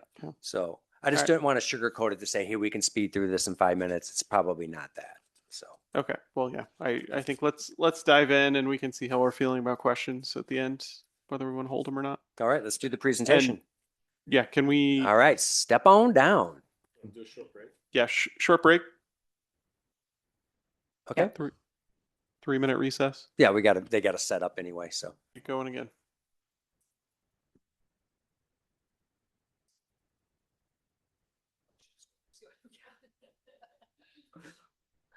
Good evening, trustees. I'm Hillary Deese. I'm the Visitor Infrastructure Senior Manager, and I'm here to give a presentation on visitor infrastructure programs, the 3 of which are made up of trails, trailheads, and signs, and also give a key project update to you all tonight. By the end of this presentation and through the memo, I hope that you all leave here with a good understanding of how these 3 groups work together to support our visitors and how they recreate on the system and how we get done what we do. But before we get into that, I would like to talk about why do we do this work and the community values around this work. This is just a great slideshow of all the different ways people interact with our system and recreate on our system. Oh, and I need to move. And so how do we know that the community values visitor infrastructure and recreation? One, it's in our charter, but also through our public opinion and visitor experience surveys. Year after year, survey after survey, we get really high marks on what we provide, the physical and mental support to folks, enjoying nature, going out walking dogs, people really finding their community on open space. And they do that through the use of our trails, getting out into the land system, and really letting their worries go. And it's not just our visitors when we ask them when they're visiting if they like open space. It's more than that. So the city council meeting happened last month. The Boulder Valley Comp Plan update, when asked about finding community within Boulder, the community members indicated that open space and trails were the top location to connect with others. And there are so many comments that they in fact added a 2-page spread titled The Future of Open Space to the plan, which is very fun to see. And people are more than just saying that this is very important to them. They're putting their money where their mouth is. So during the Fund Our Future item, the question came up through the polling of thinking about infrastructure you would like to see the city increase funding for, please select up to 3. And open space, trails, and trailhead maintenance and improvements were in that top 3. So not only does the community tell us that they love it, they're willing to then back it with funds and help get the people on the ground to do the work. And so it makes it really easy to wake up every day and come to work, and the crews feel the same. The public is very, very positive when they interact with the crews. It's very fun to hear the crews come back to the shop and talk about a fun interaction they had, that they've recruited new volunteers, that they get asked, how do they get in this work? That little kids say, that looks like a cool job. How do you get that? So it is just so apparent that the community values recreation. And it's really fun to be the person who helps mediate that, and that these groups mediate that experience for folks. Which I think a really interesting question is, how do we do that? And what does that look like? So one of the things that is really important for mediating a really wonderful recreation experience is knowing what we have and where it's at. We have 37 trailheads and 76 access points, where 6.25 million visitors come every single year. This is a screenshot from the recently completed Trailheads operations plan that shows the outline of the footprint of the trailhead, and then all the services and structures within that footprint that need service. Some of that service is 3 times a week. Some of it is monthly. Some of it is annually. Some of it is intermittent. But these are all the things that the crew is out checking at least several times a week, keeping an eye on things, making sure that visitors have a really good first impression of open space. We also have 160 miles of trail, and the trail is much more than just the tread. All these admittedly very small, different colored dots and moons and triangles and things are all different pieces of infrastructure that help support the tread. That can look like a culvert, a step, a stair, a bridge, a side ditch. All of that goes into making what the trail is. We also have over 5,000 signs helping our visitors navigate the trails, understand regulations, and learn about the land around them. So when there is infinite work to be done, and this is the joke every year when we start doing work planning, is there's multiple lifetimes worth of work to do. What are we doing next year? How do we manage that? Part of that is understanding trends in the condition. So we know what we have, we know where it's at, and we know what condition it is in. This is a screenshot from the Trail Condition Index. So that's our measure of what do we want the standard to be and what is it actually at. That gets re-upped every 5 years. We do a zone a year. We have an overall condition index score.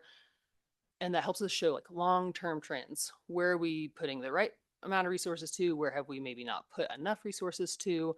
What have we been improving and what can we move away from? Because there are definitely only so many hours in a year to be doing this work. We also track how long it takes to maintain these things. This is another excerpt from the Trailhead's operations plan, and this lists out for every trailhead each of those services and structures that I talked about and how long it takes to maintain them. 6 minutes here, 12 minutes there really adds up when you add up 37 trailheads and 76 access points, and then you're driving between all of them. And so this helps us make sure that we have the right size staff, that we're allocating it correctly to make sure that we are meeting the level of service that the community has come to deserve. We also track how long it takes to do trail projects.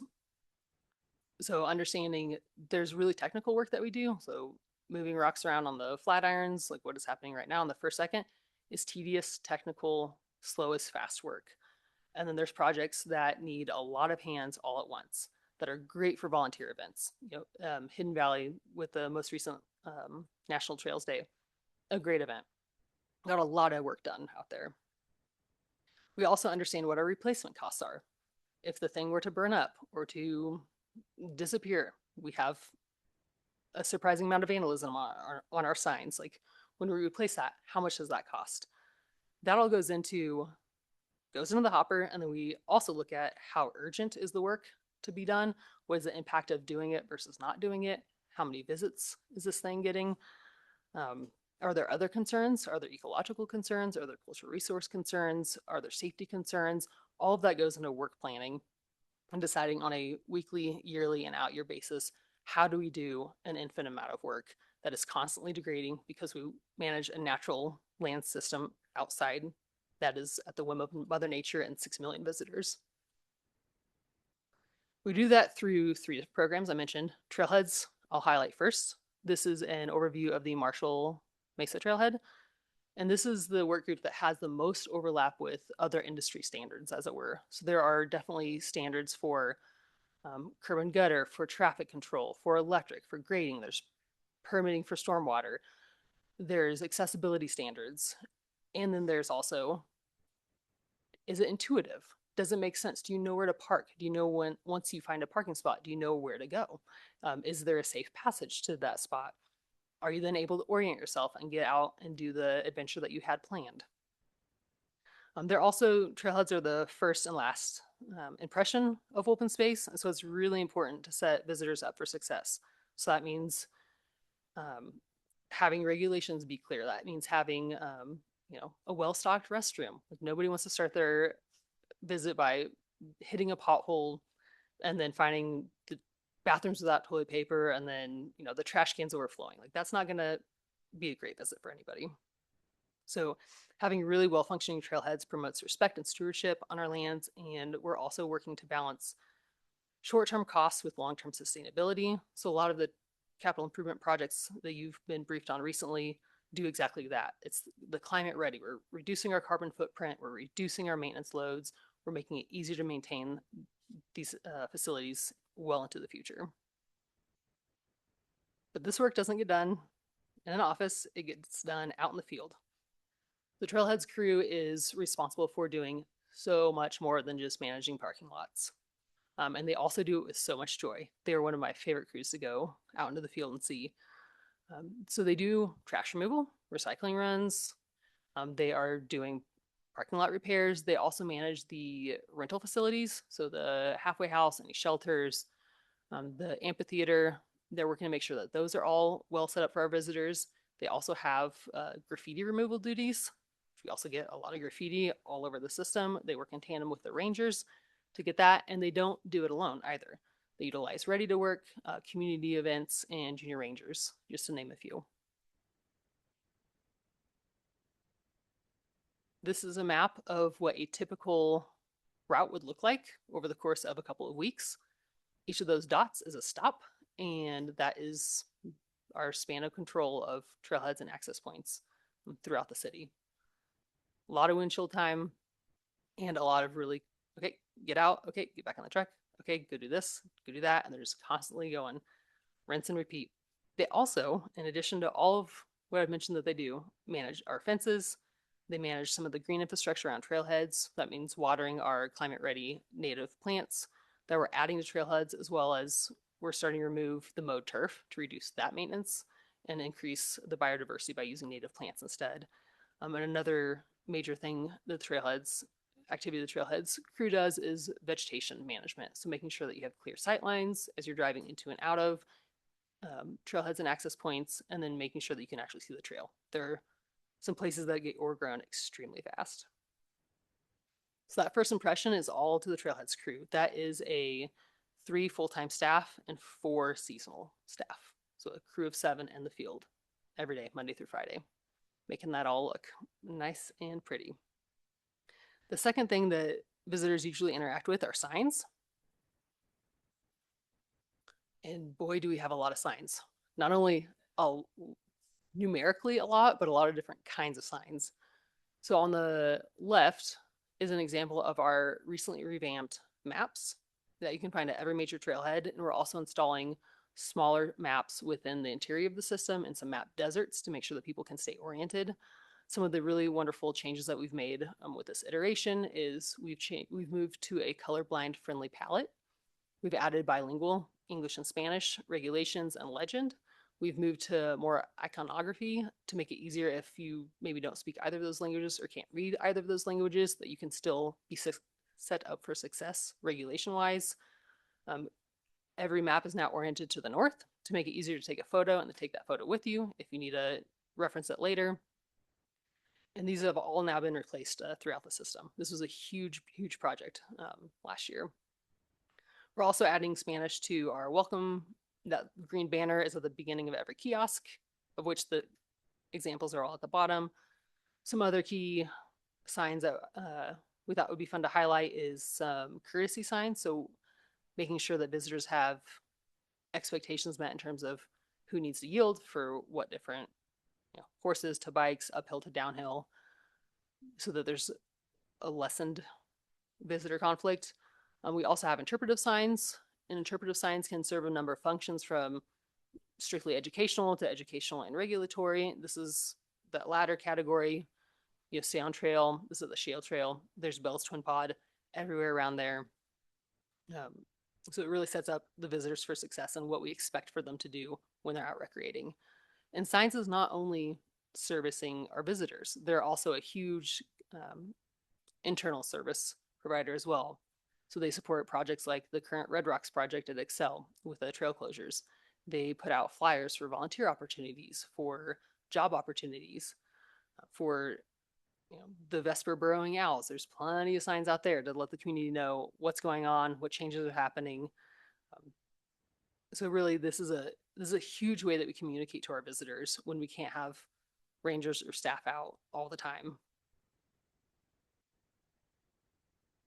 This is also a really cool job. This is I think maybe one of the top 10 highest signs in the system up on one of the peaks. And we do also a lot of this in-house. So all the wood posts that you see are very judiciously reused. So they come back to the shop out of the field, they get sanded down, they get restained, and then they get hauled back out into the woods and reinstalled. We also reuse all of the aluminum blanks that we can with new vinyl anytime that they need replaced through vandalism or wear and tear. And so that has really, over the last couple of years, reduced our overhead costs, our material costs. And we're also moving towards more modular systems where we can mix and match and really adjust as needed rather than being really stuck in a certain very specific kind of way to communicate with visitors. And this owl picture was just too good not to share. A member of the community member took this the other day, and it's the Vesper burrowing owl on the sign that you can't quite see, but there's also an owl on the sign that says to stay on trail to protect the animals. So, and then this is just an example of our kiosk.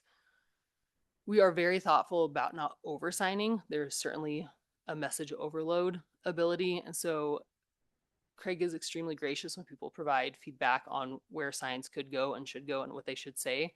But we try to be very thoughtful about understanding that the visitors need to know a certain minimum amount of information to be successful and communicate that amount of information in the way that makes the most sense. So whether that's a positive messaging, please stay on trail, to negative messaging, don't step off of trail, like all of that goes into thinking about how do we communicate with visitors. And finally, most people are headed eventually out onto the trails. Again, we have 160 miles that span everything from the really wonderful rolling prairies out east to being deep into the Flatirons and everything between. These are just 3 photos of some of the work that happens. So this is on the Saddle Rock. This is a very fresh picture. This was from yesterday. Saddle Rock reroute. We also partner with folks when we can. So this was a really innovative thing that we did, which was we've done a bunch of really good work at Boulder Valley Ranch to increase usability of the trail for adaptive mountain biking, but the cattle guards are still a huge concern and just not navigable on adaptive bikes. So we partnered with the School of Mine Engineering capstone program, and they helped design, or I mean, they did design this, and it is perfectly acceptable for adaptive mountain biking. We've gone out, we've practiced on it, we've gotten feedback. They came up with the design, they gave us the design, and we're currently getting bids from understanding what it will cost to replace all of our cattle guards with this to make the network way more usable to way more people, including myself. I hate those cattle guards. They're so sketchy to run over. And we don't just do it by hand. We also use a lot of machines, which a lot of our photos are, always in the mountain backdrop, but we do use quite a bit of machine work, of machines internally as well, to get the work done. Speaking of getting the work done, we spend over 100,000 hours on the trail system every year. That does not include contracted labor through CIP projects. Over half of that labor is through staff time. Junior rangers really give us a boost in the summer while they're here. And then we also contract out with a handful of conservation corps and utilize volunteers. And this volunteer number also includes volunteers that come in through our partners. So Boulder Mountain Bike Alliance, Boulder Climbing Community, they also host volunteer events on our land system, and these hours are captured in there as well. Oh, sorry, I forgot the pictures. So that's Junior Rangers, a volunteer event, and a crew working on the Royal Arch reroute. More so than the other 2 work groups, the trails work is a feast and famine. We really, really ramp up June, July, and August to try and get a lot of work done. It also takes a lot of time to do that work. So there are 9 crew leads currently. One of them is funded by the LWCF grant that are on year round. And so they're the folks who are helping facilitate muddy trail closures, doing work in the shoulder seasons when we can, when the ground's not frozen, but they're the backbone of making sure that the work is ready to really hit the ground running. There's a lot of planning that goes into making sure that 30,000 hours a month almost is being used in the most effective way possible. Some key projects that we wanted to highlight for you all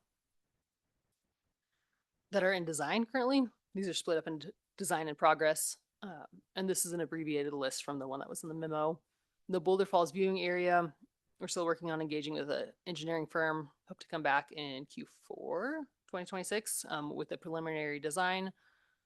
Lower Big Bluestem Trail reroute, and then the South Mesa Trailhead and Dry Creek Trailhead are both in design. Some in progress projects that you should know about: the Teller Farm North Trailhead will be constructed and reconstructed in the fall, adding restrooms and equestrian access. The Foothills North Trail just kicked off about 1.5, 2 weeks ago, and that's a reroute from the trailhead to the west. The Sneedus East Ridge LWCF grant work is continuing. That's at least a 3-year project. Last year was the first year. Hidden Valley kicked off again in May. We're working with our partners at Boulder Mountain Bike Alliance to help us build that. And then the climbing access trails and undesignated trail restoration, we were awarded a grant through the Conservation Youth Corps Association to have Mile High Youth Corps come and work on that. And so those folks just started this week. So we're really excited to get that climbing access trails, the designated ones, up to a spec, and then restore any redundant ones. And that was presented at probably last year was the last touch that the board got on that. But we're actually implementing that, and the signs have gone out. So we're starting to close the loop on some of those projects. Okay, I cut my presentation down by 5 minutes. That is the end of it. Would be happy to answer any questions. And I also have the 3 supervisors for the 3 work groups here. If you have any. Yes, so we have Ben Verrill, he supervises the Trailheads group. We have Craig Brasky, he's with signs, and Bo Clark is with trails. And they would love to answer any questions that you might have. Awesome. The presentation was quick, so let's take questions here tonight. Who has questions? Go for it, Morgan. For the Lower Big Bluestem reroute, considering the fact that there may be somewhere in the future a consideration of some kind of like mountain bike access in that part, I don't expect that to be coordinated because there are a lot of unknowns about the part of that in the multimodal study. Any reason to pause the Bluestem reroute so it like it's kind of combined with a future effort to maybe provide different kinds of access to Dowdy Draw? Yeah, so we are very much aware that those 2 efforts could either come together, or a higher priority may be asked of us. Okay. So we feel like the design work would need to be done regardless of that outcome. But it could be that if an outcome pointed us to needing to put more attention to another trail in the system, that one outcome could be is that we would pause the implementation of the design project and put our focus on something else. So we're prepared for a possible reality that we may have to shift priorities out there. But we do feel, and we've done it in other trails in which we've done the design work, and for one reason or another, the design work just had to hold for a little bit and not move directly into implementation. If that's the case, we'd be prepared for that. But we feel like doing the design work, regardless of the outcome of that project, is going to be needed. And so. Okay, so you're thinking about it. Yeah, that makes sense. Yeah, well, thanks for that, and for all of you just sticking with us. I know it's late. Yeah. Just want to say phenomenal work. Like I continually, discover new parts of the system. Got a gravel bike recently. Also think those cattle guards are sketchy. You just kind of have to believe that your bicycle is going to do the work and just go for it. But I think the redesign is great. And I hate to bring up constructive criticism, but I'm going to. And none of you were in the room, but in February of 2025, we talked about the sign on the second Flatiron having been vandalized, and in my view, not highlighting the risks enough. I'm a scrambler. I use sticky rubber shoes. It looks like I'm just some regular middle-aged guy, but I've got secret rubber, and I've been doing it for 40 years. And then sometimes Joe and Jane Public just follow you up, and we had a fatality in May. And the sign, I think, is still the same one. And I'm not saying that would have been avoided. It's not. Has it been updated? Recently? I don't know that it had been by May. Was it a recent one? Yeah, it's recently been updated. Okay. With the language that we took out the scrambling language climbing is inherently dangerous. We actually Okay. don't mention scrambling at all. Okay. We mention it as unroped climbing.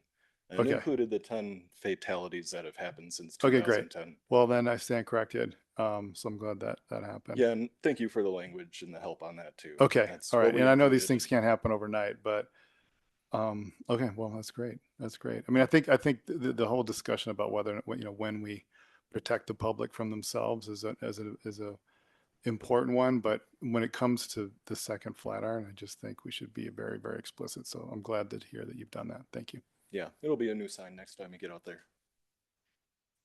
I have one more thing. I spent many years as a professional trail builder and figuring out signage, and the one thing I remember is putting a little American flag on signs like prevents a lot of vandalism. No one wants to shoot at anything or destroy or mark up anything that has a little flag on it. So, like, little tip. So we've actually discussed that on our boundary signs, which, they're rural Boulder County. They get vandalized, shot for the most part, bent up. So we have talked about that. We understand that that is a true thing, that adding an American flag certainly helps prevent some of that vandalism. So we've been talking about adding it in there, be on some signs and not all of them. Yeah. Oh, and not to give another sign for you to make, either a sticker you need to print out, but it's wild. No one wants to shoot at a flag. So Yeah, we still it's an got that addition. going. Yeah. Thank you. Carmen?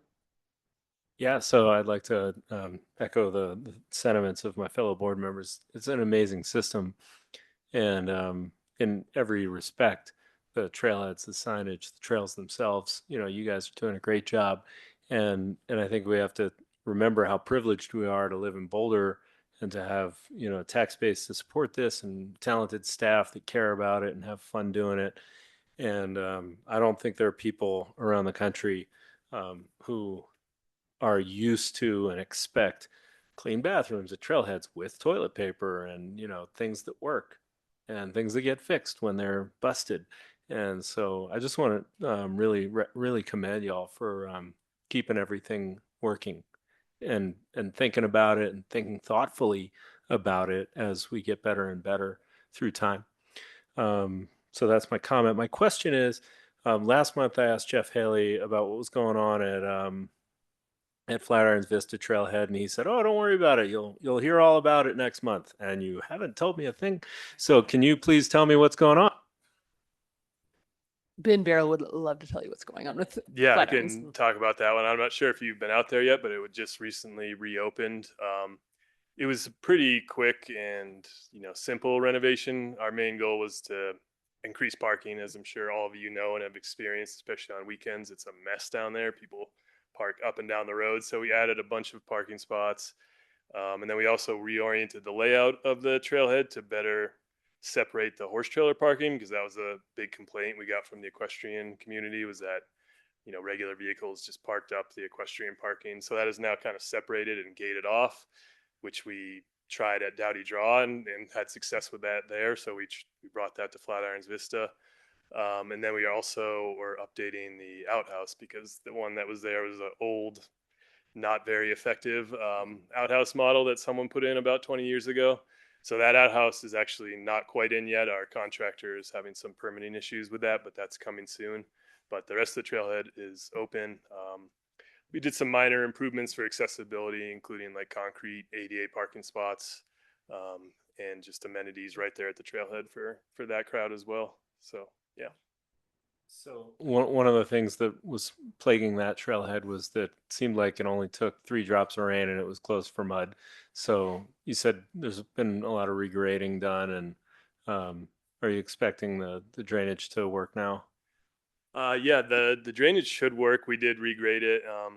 I think the closures for mud was more about the trails. So I don't know if Hilly wants to speak to that, but yeah, the trailhead itself always drained pretty well, but it has been regraded and up to our stormwater quality standards. Thanks for that. And I think I've told friends, who I go mountain biking with or hiking with, about the new strategy of using some of those concrete features, gutter pans and handicap spaces to establish a datum so that, we can keep those trailheads graded and people who are, who have special needs can get out of their cars and not be in puddles and stuff like that. And I think um, everybody's reaction to that is, wow. And it looks really good too. So I think the more we can sort of get the message out that these trailheads are really thoughtfully designed and state of the art, and they still keep us with a lot of permeable surface, and we're doing really good stormwater management. I think it's just a huge piece. So keep getting the word out. Yeah, I'll just add too that with working with our landscape architect, we're able to do a lot of these improvements in terms of we add a lot more parking, but we tend to do it within the existing footprints. Mm-hmm. So it's just a matter of putting thoughtful engineering design behind these things and utilizing the same amount of space, so we're not needing to encroach into our natural landscapes. So that's also a cool thing that you all are doing, is for the most part trying to work within our existing footprint and still being able to make the improvements we need to do. Awesome. Sarah, any questions? I do not have any questions. I'm super grateful for our trail system, especially just on a personal note. I had 6 months where I wasn't strong enough during my chemotherapy and cancer treatment to really get back up there out on the trails, or to go as far back up as I'm used to. And the first time I got to go back out, it was really, really special. And so just thank you guys for creating that access and all of the work that you do for all of the people like me who not only go out there to recreate, but it's also just a part of our spiritual and emotional well-being and good health too. So thank you for your work. Thanks, Sarah. I'll add, unlike Brady, I'm not a pro climber, and it's good to hear that we're putting up signs, warning people about the dangers, because I'm the exact person that needs to see that sign and be told not to go do that thing. So I'm really excited to hear that we're putting more of those signs up and, potentially saving people from making mistakes that could seriously injure themselves. So love to see us leaning in there. With that, I think I'll turn it back over to you, Dan. Yeah, no, I think we can call it a wrap. All right. With that, we are adjourned. Thanks, everyone.